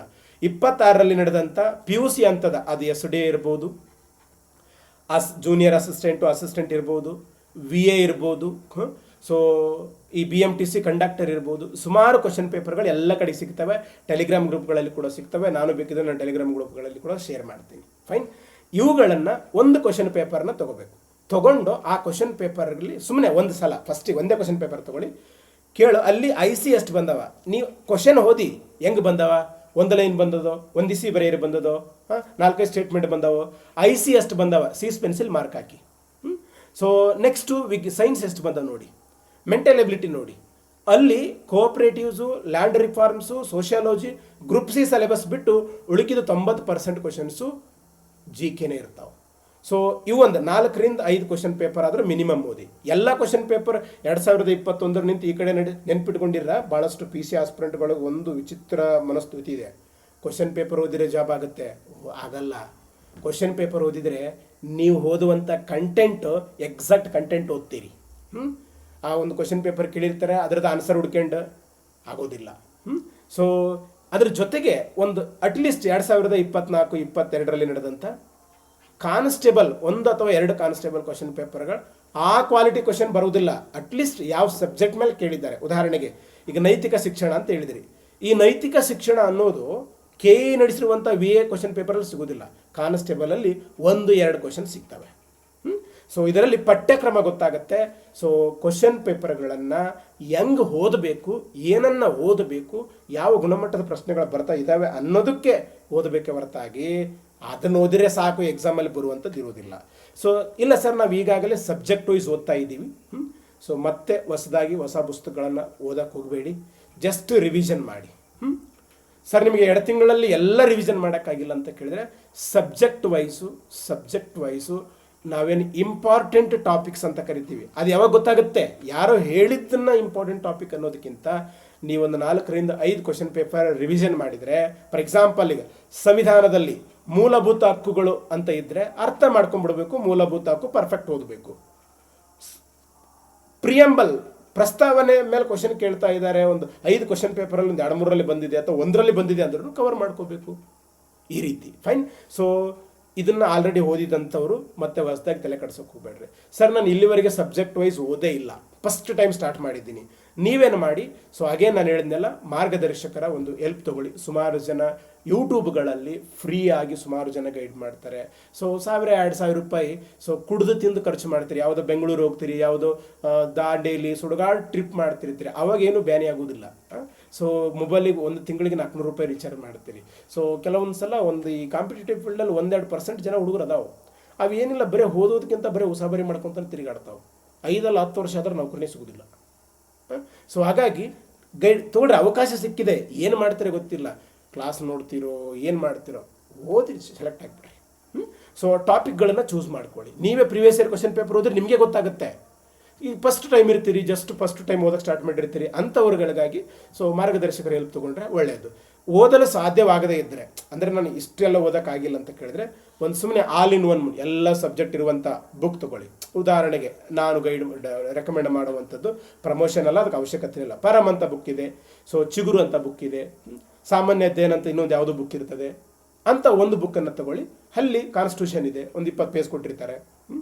So at least ಸುಮ್ಮನೆ ಏನು ಓದೋಕ್ಕಾಗಲಾರ್ದಂಥವ್ರು KE ನಡೆಸುವುದರಿಂದ ಸ್ವಲ್ಪ ಈ ಬುಕ್ಗಳಲ್ಲಿರುವಂಥ ಕಂಟೆಂಟು ಎನಫ್ ಆಗೋದಿಲ್ಲ ಅನ್ನೋದು ನನ್ನ ವೈಯಕ್ತಿಕ ಅಭಿಪ್ರಾಯ ಅಷ್ಟೇ. ಸೊ ರಿವಿಷನ್ ಮಾಡ್ಕೊಳ್ಳಿ, ಓದಿ ರಿವಿಷನ್ ಮಾಡ್ಕೊಳ್ಳಿ. ಅದರ ಜೊತೆಗೆ ಈ ಬುಕ್ಕಿನ ಜೊತೆಗೆ ಕರೆಂಟ್ ಅಫೇರ್ಸು, ಮೆಂಟಲ್ ಎಬಿಲಿಟಿ, ಇಲ್ಲಿ ಕರೆಂಟ್ ಅಫೇರ್ಸ್ ಇರುವುದಿಲ್ಲ ಮತ್ತು ಮೆಂಟಲ್ ಎಬಿಲಿಟಿ ಇರುವುದಿಲ್ಲ ಈ ಸಿಂಗಲ್ ಬುಕ್ಗಳಲ್ಲಿ, ಅವನು ಸಪ್ರೇಟಾಗಿ ಓದಬೇಕು. ಅಪ್ಲಿಕೇಶನ್ ಹಾಕಿದ ಮೇಲೆ ಜಾಬ್ ತೊಗೊಳ್ಬೇಕನ್ನೋ ಉದ್ದೇಶ ಇರಲಿ. ಸುಮ್ಮನೆ ಹೋಗಿ ಎಕ್ಸಾಮ್ ಬರೆದು ಬಂದೆ, ನಾನು ಹಣೆ ಬರೋ ಸರಿ ಇರಲಿಲ್ಲ, ಏನೋ ಒಂದು ಕಮೆಂಟ್ ಹಾಕಿ ಏನೋ ನೆಗೆಟಿವ್ ಫೀಲ್ ಬೇಡ. ಸೊ ಕನಿಷ್ಠ ನೋಡ್ರಿ 6 ತಿಂಗಳು ಕರೆಂಟ್ ಅಫೇರ್ಸ್ ಮಿನಿಮಮ್ ಓದಿ. 1 ವರ್ಷ ಆಲ್ರೆಡಿ ನೀವು ಓದ್ತಾ ಇದ್ರೆ 1 ವರ್ಷ ಓದಿದ್ರೆ ಬೆಟರ್. ಸೊ ಹೇಗೆ ಆಗಸ್ಟಲ್ಲಿ ಎಕ್ಸಾಮ್ ನಡೀತಾ ಇದೆ ಅಂತ ಕೇಳಿದ್ರೆ, ಸೊ ಅಪ್ ಟು ಜುಲೈ ತನಕ, ಯಾಕಂದರೆ ಜುಲೈ ಮ್ಯಾಗ್ಝಿನಲ್ಲಿ ಜೂನ್ ಇರ್ತದೆ. ಕ್ವಶನ್ ಪೇಪರ್ ತೆಗೆಯುವಂಥವ್ರು KE ಏನಾದರೂ ನೀವು ಪ್ರೀವಿಯಸ್ ಒಂದು 8 ಕ್ವಶನ್ ಪೇಪರ್ ರೆಫರ್ ಮಾಡಿದ್ರೆ, ಫಾರ್ ಎಕ್ಸಾಂಪಲ್ ಆಗಸ್ಟಲ್ಲಿ ಎಕ್ಸಾಮ್ ನಡೀತಾ ಇದ್ರೆ ಜುಲೈ 20ರಲ್ಲಿ ನಡೆದಂಥ ಕ್ವಶನ್ ಕೂಡ ಬಂದಿದೆ. ಸ್ವಲ್ಪ ನಾನು ಗಮನಿಸಿರುವ ಹಾಗೆ, ಸೊ ಈ ಆಗಸ್ಟಲ್ಲಿ ಎಕ್ಸಾಮ್ ನಡೀತಾ ಇದೆ, ಆಗಸ್ಟಲ್ಲಿ ಅಂತ ಕೇಳಿದ್ರೆ ಜೂನು, ಮೇ, ಏಪ್ರಿಲ್ ಈ 3-4 ತಿಂಗಳದಲ್ಲೇ ಭಾಳ ಕ್ವಶನ್ಸ್ ಬರೋ ಸಾಧ್ಯತೆ ಇದೆ. ನಾನು ಹಿಂಗೆ ಹೇಳಿದ್ದೀನಿ ಅಂತ ಇಷ್ಟೇ ಬರ್ತವಂತಲ್ಲ, ನಾನಾಗಲಿ ಇನ್ನೊಬ್ಬಾಗಲಿ XYZ ಆಗಲಿ ನೀನಾಗಲಿ ಯಾರು ಹೇಳಿದ್ರು ಈಗಾಗಲೇ ನಡೆದ ಎಕ್ಸಾಮ್ ಆಧಾರದ ಮೇಲೆ, ಯಾರ ದೇವರುಗಳಲ್ಲ, ಯಾರು ಕ್ವಶನ್ ಪೇಪರು ತೆಗುವುದಿಲ್ಲ. ಸೊ ಇದನ್ನು ಗಮನದಲ್ಲಿಟ್ಕೊಂಡ್ರಿ. ಸೊ ನೆನ್ಪಿಟ್ಕೊಂಡಿರಿ, KE ನಡೆಸೋದ್ರಿಂದ ಸೈನ್ಸು ಮತ್ತು ಪ್ರಚಲಿತ ಘಟನೆಗಳು ಭಾಳ ಕ್ವಶನ್ಸ್ ಬರ್ತವೆ. ಕೆಲವೊಂದು ಸಲ ಸೈನ್ಸ್ ಮೇಲೆ 30 ಕ್ವಶನ್ ಬಂದವೆ, ಪ್ರಚಲಿತ ಘಟನೆಗಳ ಮೇಲೆ 25 ಕ್ವಶನ್ ಬಂದವೆ. ಇಲ್ಲೇ 50 ಕ್ವಶನ್ ಆಯ್ತು ಹಿಂಗೆ ಬಂದರೆ. ಸೊ ನೀವು ಆಡಿಸಿದವ್ರು ಇದ್ದೀರಿ, ಆಗಿದ್ದೀರಿ, ಈಗಿದ್ದೀರಿ, ತಲೆ ಕೆಡಿಸ್ಕೊಳ್ಳೋಕೆ ಹೋಗಬೇಡಿ. ಯಾವುದಾದ್ರೂ ಒಂದು ಕ್ಲಾಸ್ ಜಾಯ್ನ್ ಆಗಿ ಸೈನ್ಸನ್ನು ಈಸಿಯಾಗಿ ಅರ್ಥ ಮಾಡ್ಕೊಳ್ಳೋಕೆ ಸ್ಟಾರ್ಟ್ ಮಾಡಿ. ಸೊ 8, 9, 10 ಬುಕ್ ತೊಗೊಳ್ಳಿ. ಅದನ್ನೂ ಆಗಿಲ್ಲ ಅಂತ ಕೇಳಿದರೆ ಸುಮಾರು 5G ಅಂತ, KM ಸುರೇಶ್ ಅವ್ರ ಬುಕ್ ಅಂತ, ರಮಣಸ್ವಾಮಿ ಸರ್ ಬುಕ್ ಅಂತ ಸುಮಾರು ಬುಕ್ಸ್ ಅದಾವೆ, ಮಾರ್ಕೆಟಲ್ಲಿ ಅವೈಲೇಬಲ್ ಇದೆ. ಯೂಸ್ ಮಾಡ್ಕೊಳ್ಳೋರು ಮಾತ್ರ ಸಮಸ್ಯೆ ಇರುವಂಥದ್ದು. ಸೊ ಕೋಚಿಂಗ್ ತಗೊಳ್ರಿ, ಮಾರ್ಗದರ್ಶಕರ ಹೆಲ್ಪ್ ತಗೊಳ್ರಿ, ಇಂಪಾರ್ಟೆಂಟ್ ಟಾಪಿಕ್ಸ್ ತಗೊಳ್ರಿ, ಟೆಸ್ಟ್ ಸೀರೀಸ್ ಅಟೆಂಡ್ ಮಾಡಿರಿ, ಏನಾರ ಮಾಡ್ರಿ. ಟೈಮ್ ವೇಸ್ಟ್ ಮಾಡೋಕ್ಕೆ ಹೋಗಬೇಡ್ರಿ, ಉದ್ರಿ ಜನರ ಬಗ್ಗೆ ಮಾತಾಡೋಕ್ಕೆ ಹೋಗಬೇಡ್ರಿ. ಸೊ ಕಮೆಂಟ್ ಹಾಕೋಕ್ಕೆ ಹೋಗಬೇಡ್ರಿ, ಜಾಬ್ ಮಾಡ್ಕೊಳ್ಳಿ. ಇದೊಂದೇ ನನ್ನ ಹಾರೈಕೆ. ಸಮಯ ವ್ಯರ್ಥ ಮಾಡದೆ ಪ್ರತಿದಿನ ನಿರಂತರವಾಗಿ ಅಧ್ಯಯನ ಮಾಡಿ. ನೋಟಿಫಿಕೇಶನ್ ಆದಾಗ 1 ವಾರ ಓದಿದೆ, ಬುಕ್ ತಂದು ಇಟ್ಕೊಂಡ್ಬಿಟ್ಟೆ, ಆಮೇಲೆ ಅಡ್ಡಾಡಿದೆ, ಮತ್ತೆ ಎಕ್ಸಾಮ್ ಡೇಟ್ಸ್ ಬಂದಾಗ 1 ವಾರ ಓದಿದೆ, ಜಾಬ್ ಆಗೋದಿಲ್ಲ. ಸೊ ನಿರಂತರವಾಗಿ 21 ದಿನ ಓದಿ. ಜಾಸ್ತಿ ಸಿಲೆಬಸ್ ಕವರ್ ಆಗಲ್ಲ, ಆದ್ರೂ ಬಿಡಕ್ಕೆ ಹೋಗಬೇಡ್ರಿ. 22ನೇ ದಿನದಿಂದ ಜಾಸ್ತಿ ಸಿಲೆಬಸ್ ಕವರ್ ಆಗ್ತದೆ. ಸೊ ಇನ್ನು ಇಂಪಾರ್ಟೆಂಟ್ ಇನ್ಸ್ಟ್ರಕ್ಷನ್ಸ್ ನೆನ್ಪಿಟ್ಕೊಳ್ಳಿ. ಸೊ ಬೇಗ ಅರ್ಜಿ ಸಲ್ಲಿಸಿ, ಯಾಕಂತ ಕೇಳಿದ್ರೆ ಲಾಸ್ಟ್ ಮಿನಿಟ್ದಾಗ ವೇಟ್ ಮಾಡೋಕ್ಕೆ ಹೋಗಬೇಡಿ. ನಿಮ್ಮ ಎಲ್ಲ ಡಾಕ್ಯುಮೆಂಟ್ಸ್ ಇದ್ದರೆ, ಸೊ ನೇಮಕಾತಿ ಮುಗಿಯೋ ತನಕ ಆ ಎಲ್ಲ ಒಂದು ಅರ್ಜಿ ಸಂಬಂಧಪಟ್ಟಂಥವೆಲ್ಲ ನಿಮ್ಮ ಹತ್ರ ಇಟ್ಕೊಳ್ಳಿ. ನೋಡಿ, ಕ್ವಾಲಿಫಿಕೇಷನ್ ರಿಲೇಟೆಡ್ ಆಗಿ PUC ಮಾರ್ಕ್ಸ್ ಕಾರ್ಡ್ ಆಗಿರ್ಬೋದು, ಜನ್ಮ ದಿನಾಂಕಕ್ಕೆ SSLC ಮಾರ್ಕ್ಸ್ ಕಾರ್ಡ್ ಆಗಿರ್ಬೋದು. ಸೊ ಇವೆಲ್ಲವುಗಳಿಗೆ ಸಂಬಂಧಪಟ್ಟ ಹಾಗೆ ರಿಸರ್ವೇಷನ್ ರಿಲೇಟೆಡ್ ಆಗಿ ಯಾವ ರಿಸರ್ವೇಷನ್ಸ್ ಇದ್ದಾವೆ, ಒಂದು ಕ್ಯಾಸ್ಟ್ ರಿಸರ್ವೇಷನ್ಸ್ ಇದೆ. ಸೊ ರೂರಲ್ಲು, ಕನ್ನಡ ಮಾಧ್ಯಮ, ಸೊ ಈ ಯೋಜನಾ ನಿರಾಶ್ರಿತರು, 371J ಇವೆಲ್ಲವೂ ಕೂಡ ವಿದಿನ್ ಡೇಟಲ್ಲಿನೇ ಇರಬೇಕು. ಫೈನ್. ಸೊ ಒಂದು ಭಾಳ ಜನ ಹುಡುಗರಿಗೆ ಕೇಳಿದ್ರೆ, ಸರ್ ಕನ್ನಡ ಮಾಧ್ಯಮ ನೋಡಿರಿ, ಇದು ಲೈಫ್ ಟೈಮ್ ಒಂದು ಸಲ ಮಾಡಿಸ್ಬಿಟ್ರೆ ಸಾಕು. ಸೊ ಕಂಟಿನ್ಯೂಯಸ್ ಆಗಿ ಅದನ್ನು ಯೂಸ್ ಮಾಡ್ಬೋದು, ಮತ್ತೆ ತೆಗೆಸೋ ಅವಶ್ಯಕತೆ ಇಲ್ಲ. ಯಾವುದು, ಸೊ ಉದಾಹರಣೆಗೆ ಕ್ಯಾಸ್ಟ್ ಸರ್ಟಿಫಿಕೇಟ್, ಅದು ಕ್ಯಾಸ್ಟ್ ಸರ್ಟಿಫಿಕೇಟ್ SC ST ದವ್ರಿಗೆ ಒಂದೇ ಸರಿನೇ.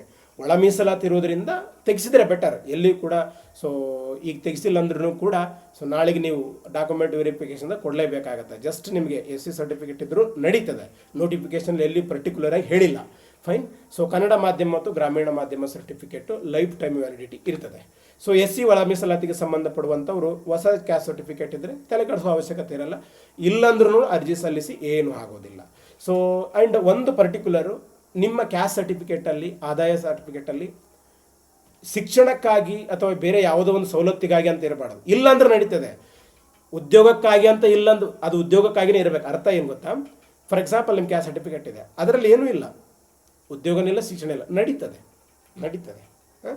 ಬಟ್ ಕೆಲವೊಂದು ಕ್ಯಾಸ್ಟ್ ಸರ್ಟಿಫಿಕೇಟಲ್ಲಿ ಶಿಕ್ಷಣಕ್ಕಾಗಿ ಮಾತ್ರ, ಈ ಯೋಜನೆಗಾಗಿ ಮಾತ್ರ ಅಂತ ಇರ್ತಾವೆ, ಅಂಥವು ನಡೆಯೋದಿಲ್ಲ. ಸುಮ್ಮನೆ ತಲೆ ಕೆಡ್ಸೋಕೆ ಹೋಗಬೇಡಿ. ಆಲ್ರೆಡಿ ನಿಮ್ಮದಿದೆ, ಆಲ್ರೆಡಿ ಬೇರೆ ಜಾಬ್ಗೆ ಅಪ್ಲೈ ಮಾಡೀನಿ, ಅದೇ ನಡೀತದೆ, ತಲೆ ಕೆಡ್ಸೋಕೆ ಹೋಗಬೇಡಿ. ಸೊ ಮದುವೆ ಆಗಿರುವಂಥ 2A 2B ಈ ವರ್ಗದ ಹೆಣ್ಣು ಮಕ್ಕಳು ತಮ್ಮ ಗಂಡನ ಹೆಸರಿನೊಂದಿಗೆ ಇರುವಂಥ ತಂಡನ ಜಾತಿ ಅಲ್ಲ, ಗಂಡನ ಹೆಸರಿನೊಂದಿಗೆ. ಫಾರ್ ಎಕ್ಸಾಂಪಲ್, ಎಕ್ಸ್ ಅನ್ನೋ ಸೋದರಿ ಇರ್ತಾಳೆ, ಮದುವೆ ಆಗಿರ್ತದೆ, ವೈ ಅನ್ನೋನು ಮದುವೆ ಆಗಿರ್ತಾಳೆ. ಸೊ ಇವಳು ತಂದೆ ಹೆಸರಿನ ಮೇಲೆ ಕ್ಯಾಸ್ಟ್ ಸರ್ಟಿಫಿಕೇಟ್ ಇರ್ತದೆ, ಸೇಮ್ ಕ್ಯಾಸ್ಟ್ ಇರ್ತದೆ, ಕ್ಯಾಸ್ಟ್ ಸರ್ಟಿಫಿಕೇಟ್ ಇರ್ತದೆ. ಇವರು ಹೇಳಿದ್ದೇನು ಅಂತ ಕೇಳಿದ್ರೆ, ಇಲ್ಲಿ ತಂದೆ ಹೆಸರು ಬದಲಾಗಿ ಸೊ ಎಕ್ಸ್ ಗಂಡ ವೈ ಅಂತ ಇರಲಿ. ಕೆಲವೊಬ್ರು ಏನು ಮಿಸ್ಅಂಡರ್ಸ್ಟ್ಯಾಂಡ್ ಮಾಡ್ಕೊಳ್ತಾ ಇದ್ದಾರೆ. ಉದಾಹರಣೆಗೆ ಇಂಟರ್ ಕ್ಯಾಸ್ಟ್ ಮ್ಯಾರೇಜ್ ಆಗಿರ್ತಾರೆ, ಲವ್ ಮ್ಯಾರೇಜ್ ಆಗಿರ್ತಾರೆ. ಎಕ್ಸ್ ಅನ್ನೋಳು ವೈ ಅನ್ನೋರ್ದು ಸೊ ಬೇರೆ ಕ್ಯಾಸ್ಟ್ ಇರ್ತದೆ. ಇಲ್ಲಿ ಎಕ್ಸ್ ಅನ್ನೋರ ಜಾತಿನೇ ಇರ್ತದೆ, ಗಂಡನ ಹೆಸರಷ್ಟೇ ಬೇರೆದ್ದು, ಗಂಡನ ಹೆಸರಷ್ಟೇ ಇರಬೇಕು, ಜಾತಿ ಎಕ್ಸ್ ಅನ್ನೋರದೇ. ಸೊ ವೈ ಅನ್ನೋರದ್ದು ಬರುವುದಿಲ್ಲ. ಇದನ್ನು ಕ್ಲಿಯರ್ ಆಗಿ ನೆನ್ಪಿಟ್ಕೊಳ್ಳಿ. ಸೊ ಜಿಲ್ಲೆಯನ್ನು ಆಯ್ಕೆ ಮಾಡಿಕೊಳ್ಳುವಾಗ ಕೇರ್ಫುಲ್ಲಾಗಿ ಮಾಡಿ. ಯಾಕಂದರೆ 7 ವರ್ಷ ಮಿನಿಮಮ್ ಟ್ರಾನ್ಸ್ಫರ್ ಆಗೋದಿಲ್ಲ. 7 ವರ್ಷ ಅಲ್ಲ, ಎಂಟೈರ್ ಸರ್ವಿಸೇ ಅಲ್ಲೇ ಇರ್ತದೆ. ಮಿನಿಮಮ್ 7 ವರ್ಷ. ಅದು ಯಾವಾಗ ನಿಮ್ಮ ಹೆಂಡತಿ ಮದುವೆ ಜಾಬ್ ಇದ್ದವಳಿದ್ದರೆ 7 ವರ್ಷ ಆದಮೇಲೆ. So keep in mind. ಮತ್ತು ಕೆಲವೊಂದು ಊರುಗಳಲ್ಲಿ ನಿಮ್ಮ ಫುಡ್ಡು ಭಾಳಷ್ಟು ವಿಚಾರಗಳಿರ್ತವೆ. ಸರ್ ಎಲ್ಲಾದರೂ ಇರಲ್ಲ ಸರ್, ನಾವು ಕಾಡಲ್ಲಿ ಹೋಗಿಬಿಟ್ರು ಬರ್ತೀನಿ ಅಂದರೆ ಯಾವ ಡಿಸ್ಟಿಕ್ ಆದರೂ ನೀವು ಸೆಲೆಕ್ಟ್ ಆಗೋ ಡಿಸ್ಟಿಕ್ ಆಯ್ಕೆ ಮಾಡಿಕೊಳ್ಳಿ. ಸೊ ಇನ್ನು ಸರ್ವಿಸ್ ಅಭ್ಯರ್ಥಿಗಳು ಆಯ್ಕೆಯಾದ ಮೇಲೆ NOC ಬೇಕು. ನೀವು ಇಲಾಖೆ ಪರ್ಮಿಷನ್ ಈಗ ತೊಗೊಳ್ಳೋ ಅವಶ್ಯಕತೆ ಇಲ್ಲ, ತೊಗೊಳಕ್ಕೆ ಹೋಗಬೇಡಿ. ಸುಮ್ಮನೆ ನಿಮ್ಮ ನೀವು ರಿಸರ್ವ್ದರ್ ಇದ್ರೆ ಅಂದರೆ ನಿಮ್ಮ RSIಗಳು RPIಗಳು ಜೀವ ತಿಂತಾವೆ, ತಲೆ ಕಟ್ಸೋಕೆ ಹೋಗಬೇಡಿ. So next truths and motivation. ಕೆಲವೊಂದು ನೋಡಿ, ಅವಕಾಶ ಸಿಕ್ಕಿದೆ, ಇದನ್ನು ಬಳಸ್ಕೊಂಡಿಲ್ಲ ಅಂದರೆ ನೀವೇ ಕಾರಣ. ನೆಪಗಳು ಹೇಳಕ್ಕೆ ಹೋಗಬೇಡಿ. ನನ್ನ ಕಾಲು ಬೇನಾಗಿತ್ತು, ನಾನು ಕ್ಲಾಸಿಗೆ ಜಾಯ್ನ್ ಆಗಿದ್ದೆ, ಅವ್ರು ಹಂಗೆ ಹೇಳಿದ್ರು, ಇವ್ರು ಹಿಂಗೆ ಹೇಳಿದ್ರು, ನಾನು ಅದನ್ನು ಮಾಡಿದ್ರು ಇದನ್ನು ಮಾಡಿದ್ರು. ಇಂಥವ್ರನ್ನ ದೇವರು ಕೂಡ ಕ್ಷಮಿಸುವುದಿಲ್ಲ. ಸಿಕ್ಕಿದನ ನುಗ್ರಿ. ನಿಮಗೆ ಗೊತ್ತಿಲ್ಲಾರ್ದಂಗೆ ನಿಮ್ಮ ಹತ್ರ ಸಾಮರ್ಥ್ಯ ಇದೆ. ಅದೃಷ್ಟವಂತರು ಯಾರು ಗೊತ್ತಾ? ಸೊ ನನ್ನ ಪ್ರಕಾರ ಅವಕಾಶ ಸಿಕ್ಕಾಗ ರೆಡಿ ಇರಬೇಕು. ಬೇರೆಯವ್ರ ಮೇಲೆ ನೆಪಗಳನ್ನು ಹಾಕಿ ಎಸ್ಕೇಪ್ ಆಗುವಂಥವ್ರಲ್ಲ. ಎಸ್, ನಾನು ಇದನ್ನು ಹೇಳ್ತೀನಿ, ಮಾಡಿದ ಮೇಲೆ ಹೇಳ್ತಾ ಇದ್ದೀನಿ. ಈಗ ನಿಮ್ಮ ಅವಕಾಶ ಇದೆ. ಸೊ ನಾನು ಕಾನ್ಸ್ಟೇಬಲ್ 2015 ಪಾಸ್ ಆಗಿದ್ದೀನಿ ಅಂದರೆ 2010 ಮತ್ತು 2015 ನಾನು ಪಾಸ್ ಆಗಿದ್ದೀನಿ ಅಂದರೆ ನನ್ನ ಅವಕಾಶ, ನನ್ನ ಅವಧಿ ಅದು. ನಿಮ್ಮ ಅವಕಾಶ ಈಗ ಪಾಸಾಗಿ, ನೋ ಆಪ್ಷನ್. ಸೊ ನಾನು ಯಾವಾಗಲೂ ಹೇಳ್ತಾ ಇದ್ದೀನಿ, ಅವಕಾಶ ಇದೆ, ಸದುಪಯೋಗ ಹೇಗೆ ಮಾಡಿಸ್ಕೊತೀರಿ ಅಂತ. ಇಲ್ಲಪ್ಪ ಅಂದರೆ ಮತ್ತೆ ಸೇಮ್. ಸೊ ನಮ್ಮ ವೈಫಲ್ಯವನ್ನು ನಮ್ಮ ಮೇಲೆ ಅಕ್ಸೆಪ್ಟ್ ಮಾಡಲ್ಲ, ಬೇರೆಯವ್ರಿಗೆ ಬೇಕು ಸ್ಟಾರ್ಟ್ ಮಾಡೋದು. ಅದೇ ಈ ಸೋಷಿಯಲ್ ಮೀಡಿಯಾ ಜನಜೀವ ಒಂದು ಮೈಂಡ್ ಸೆಟ್ಟು. ಒಂದು ಸರ್ಕಾರಿ ಹುದ್ದೆ ನಿಮ್ಮ ಹಲವಾರು ಸಮಸ್ಯೆಗಳಿಗೆ ಖಂಡಿತ ಪರಿಹಾರ ಆಗ್ತದೆ. ಕೆಲವೊಂದು ಹುಡುಗರು ತುಂಬ ದೊಡ್ಡ ದೊಡ್ಡ ದಾರ್ಶನಿಕ ವ್ಯಕ್ತಿಗಳ ಥರ ಬಂದು ಇಲ್ಲಿ ಕಮೆಂಟ್ ಆಗ್ತಿರ್ತಾರೆ ಅಥವಾ ಹೇಳ್ತಿರ್ತಾರೆ ಗೌರ್ಮೆಂಟ್ ಜಾಬ್ ಒಂದೇ ಪರಿಹಾರ. ಅಫ್ಕೋರ್ಸ್ ಎಲ್ಲರಿಗೂ ಗೊತ್ತಿದೆ, ಕರ್ನಾಟಕದಲ್ಲಿ 1% ಜನ ಮಾತ್ರ ಗೌರ್ಮೆಂಟ್ ಜಾಬಲ್ಲಿರೋರು, 90% ಜನ ಜೀವನ ಮಾಡ್ತಾ ಇದ್ದಾರೆ. ಗೌರ್ಮೆಂಟ್ ಜಾಬ್ ಅನ್ನೋದು ಯುವರ್ ಚಾಯ್ಸ್.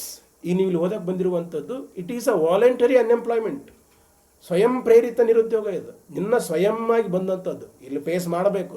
ಈಗ ನಾವೆಲ್ಲ ಜಾಬ್ ತೊಗೊಂಡ್ರೆ ಹಾಗೆ ಹೀಗೆ ಅಂತ ಎಲ್ಲ ಹೇಳ್ತೀವಿ. ಜಾಬ್ ತೊಗೊಂಡ್ಮೇಲೆ ಮತ್ತೆ ಬೇರೆ ಸವಾಲುಗಳು ಬರ್ತಾವೆ. ಎಕ್ಸಾಮ್ ಮುಂದೆ ಇದೆ, ಅದೇ ಗ್ರೇಟ್ ಅಂದ್ಕೊಂಡ್ರೆ ಪಾಸಿಟಿವ್ ಎನರ್ಜಿ. ನನಗೆ ಅದು ಬೇಡ ಅಂದರೆ ಬಿಟ್ಟು ಬಿಡ್ಬೋದು. ಸುಮಾರು ಸೆಲ್ಫ್ ಎಂಪ್ಲಾಯ್ಮೆಂಟ್ ಬೇಕು, ಏನು ಬೇಕು, ಲಕ್ಷ ಕೋಟಿ ವಿಡಿಯೋಗಳದಾವೆ, ಅವುಗಳನ್ನ ನೋಡ್ಬೋದು. ನೆಗೆಟಿವ್ ವ್ಯಕ್ತಿಗಳಿಂದ, ನೆಗೆಟಿವ್ ಸ್ಥಳಗಳಿಂದ, ವಾತಾವರಣದಿಂದ ದೂರ ಇರಿ. ನಾನು ನೋಡಿದ ಪ್ರಕಾರ ನನ್ನ 2008ರಲ್ಲಿ ನಾನು ಫಸ್ಟ್ ಕಾಂಪಿಟೇಟಿವ್ ಎಕ್ಸಾಮ್ಗಳ ಬಗ್ಗೆ ಕ್ವಶನ್ ಪೇಪರ್ ಬಿಡಿಸಿದ್ದು. ಅಲ್ಲಿ ಇಂಥ ನಿಜವಾಗ್ಲೂ ಇಲ್ಲಿಗೆ 18 ವರ್ಷ ಆಯಿತು. ಹೈಯೆಸ್ಟ್ ನೆಗೆಟಿವ್ ಪೀಪಲ್ ಇರುವಂಥದ್ದು ಪೊಲೀಸ್ ಕಾನ್ಸ್ಟೇಬಲ್ ಜಾಬ್ಗೆ ಆ ಫೀಲ್ಡಲ್ಲಿನೇ.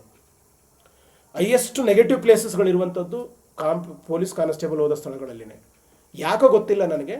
ಸೊ ಒಂದು ಇಲ್ಲಿ ಯಾಕೆ ಅಂತ ಕೇಳಿದ್ರೆ, ಅವ್ರು ಬರೇ ಯೂನಿಫಾರ್ಮ್ ನೋಡಿ ಅಟ್ರಾಕ್ಷನ್ಗೆ ಬಂದಿರ್ತಾರೆ. ಸೊ ಸಮಥಿಂಗ್ ಏನೋ ಸಿಂಗಮ್ ಥರ ಸ್ಟೈಲ್ ಮಾಡೋಣ, ಸಮಥಿಂಗ್ ಏನೋ ಒಂದು ಬುಲೆಟ್ ಬೈಕಲ್ಲಿ ಗಾಗಲ್ ಇಟ್ಕೊಂಡು ಏನೇನೋ ಉಚ್ಚಾಟಗಳಿರ್ತವೆ. ಇರಲಿ, ಪರವಾಗಿಲ್ಲ, ಸೆಲೆಕ್ಟ್ ಆದಮೇಲೆ ಮಾಡಿ. ಸೊ ಹಾಗಾಗಿ ಹುದ್ದೆಯ ಜೊತೆಗೆ ಮೆಚುರಿಟಿ ಕೂಡ ಇರಲಿ. ಅಂಥ ಪ್ಲೇಸ್ಗಳಿಂದ ಹೊರಗಡೆ ಇರಲಿ. ಆಯ್ಕೆ ಆದಮೇಲೆ ನಿಮ್ಗೆ ಮನಸ್ಸಿಗೆ ಬಂದಂಗೆ ಮಾಡಿ. ಅವಾಗ ನಾವು ಹೇಳಕ್ಕೆ ಬರೋದಿಲ್ಲ.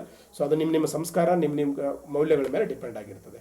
ಸೊ ಪೊಲೀಸ್ ಆದವರ ಹಿಂದೆ ಯಾರೋ ಕಾನ್ಸ್ಟೇಬಲ್ ಅದರಂತ ಅವ್ರ ಬೆನ್ನಿಂದತ್ತಿದೆ, ಅವ್ರ ಸ್ಟೇಟಸ್ ಹತ್ತಿದೆ, ಅವ್ರ ರೂಮಲ್ಲಿದ್ದರೆ ನಾನು ಓದ್ತೀನಿ, ಯಾರೋ PS ಭೇಟಿ ಆಗೋದು, ಅವ್ರ ಜೊತೆ ತಾಸುಗಟ್ಟಲೆ ಮಾತಾಡುವಂಥದ್ದು, ಮೆಸೇಜ್ ಮಾಡುವಂಥದ್ದು. ಸೊ ನಾನು ಹೇಳಿದ್ನಲ್ಲ, your a follower not A achiever.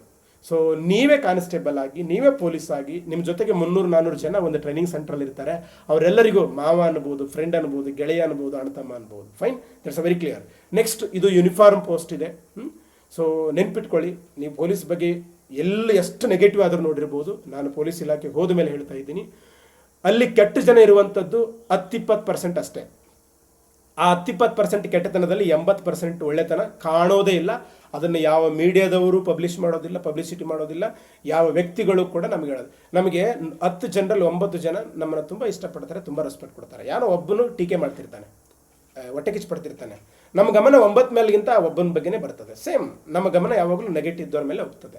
ಹಾಗಾಗಿ ನೀವು ಕಾನ್ಸ್ಟೇಬಲ್ ಆದರೂ ಕೂಡ ಒಂದು ಠಾಣೆಗೆ ಬರುವಂಥ ಸುಮಾರು ಜನ ಆ ಪೊಲೀಸ್ ಠಾಣೆ ಸುತ್ತಮುತ್ತ ಇರುವಂಥವ್ರು ಲೋಪರ್ಸ್ಗಳೇ ಇರ್ತಾರೆ, ಬಟ್ ಆ ಠಾಣೆಗೆ ಬರುವಂಥ 90% ಜನ ಮುಗ್ಧರಿರ್ತಾರೆ. ಮತ್ತು again I am repeating. So ಹಾಗಾಗಿ ಈ 90% ಜನರಲ್ಲಿ ಒಬ್ಬರಿಗೆ ನೀವು ಒಂದಿಷ್ಟು ಎಲ್ಪ್ ಮಾಡಿದರೆ, ಯಾರು ಹೊಗಳ್ತಾರೋ ಬಿಡ್ತಾರೋ ಬೇಕಾಗಿಲ್ಲ, ನಿನ್ನ ಸಾರ್ಥಕತೆ ಬರ್ತದೆ. ಎಷ್ಟೋ ಜನ ಸುಳ್ಳು ಕೇಸುಗಳು, ಯಾವುದೋ ಹುಡುಗ ಕಾಂಪಿಟೇಟಿವ್ ಓದ್ತಿರ್ತಾನೆ, ಅಣ್ಣತಮ್ಮರ ಜಗಳ ಇರ್ತದೆ, ಸುಮ್ಮನೆ ಅವನ ಮೇಲೆ ಕೇಸ್ ಹಾಕಂದಿರ್ತಾರೆ. ನಿಮ್ಮ ಸಬ್ ಇನ್ಸ್ಪೆಕ್ಟರ್ಗೆ ಇಲ್ಲ ಸರ್ ಅಂದ್ಬಿಟ್ರೆ ನೀವೇ ನಿಜವಾದ ಫೌಂಡೇಶನ್ ಪೊಲೀಸ್ ಇಲಾಖೆಗೆ. ಸೊ ಜಾಯಿನ್ ಆದಮೇಲೂ ಕೂಡ ಅದೇ ಒಂದು ಎಥಿಕ್ಸು, ಅದೇ ಒಂದು ಆತ್ಮಸಾಕ್ಷಿಗೆ ಸುಮಾರು ಜನ ನಡೆದಲ್ಲ, 80% ಜನ ಆತ್ಮಸಾಕ್ಷಿಯಿಂದ ಕೆಲಸ ಮಾಡುವಂಥ ಪೊಲೀಸ್ ಕಾನ್ಸ್ಟೇಬಲ್ಗಳಿದ್ದಾರೆ. ನೀವು ನೋಡುವಂಥವ್ರು ಬರೀ 20%. ಅವ್ರು ಯಾರ್ದೋ ಬಕೆಟ್ ಹಿಡಿತಾರೆ, ಯಾರೋ ಅಧಿಕಾರಿಗಳ ಬಕೆಟ್ ಹಿಡಿತಾರೆ, ಯಾರೋ ಜಾತಿ ಲೀಡರ್ಗಳ ಬಕೆಟ್ ಹಿಡಿತಾರೆ, ರಾಜಕಾರಣಿಗಳ ಬಕೆಟ್ ಹಿಡಿತಾರೆ, ಬೇರೆ ಬೇರೆ ಅಡ್ಡದಾರಿಗಳೆಲ್ಲ ಇರ್ತವೆ. So it is common in system. Next, ಇಲ್ಲಿ ಸ್ಯಾಲರಿ ಅಲವೆನ್ಸಸ್ಸು ಎಲ್ಲ ಹುದ್ದೆಗಳಿಗಿಂತ ಜಾಸ್ತಿ ಇರ್ತದೆ. ಎಲ್ಲ ಕಡೆಗೆ 11 ತಿಂಗಳ ಸಂಬಳ ತೊಗೊಂಡ್ರೆ 13 ತಿಂಗಳ. ಮತ್ತು ಯೂನಿಫಾರ್ಮ್ ಅಲವೆನ್ಸಸ್ ತುಂಬ ಚೆನ್ನಾಗಿರ್ತದೆ, ಅದರ ಬಗ್ಗೆ ಡೌಟೇ ಇಲ್ಲ. ಮತ್ತು ಇದನ್ನು ಹೊರತುಪಡಿಸಿ ನೀವೆಲ್ಲ ಸೊಸೈಟಿಯಲ್ಲಿ ನೋಡ್ತಾ ಇರ್ತಿರಲ್ಲ, ಸೊ ಅದನ್ನು ಮಾಡಬೇಡಿ ಅಂತಲೇ ಹೇಳ್ತೀನಿ. ನಿಮ್ಮ ವ್ಯಕ್ತಿತ್ವದ ಮೇಲೆ ಡಿಪೆಂಡ್ ಆಗಿರ್ತದೆ. ಸೊ ದಡ್ಡರಾಗಿರ್ರಿ.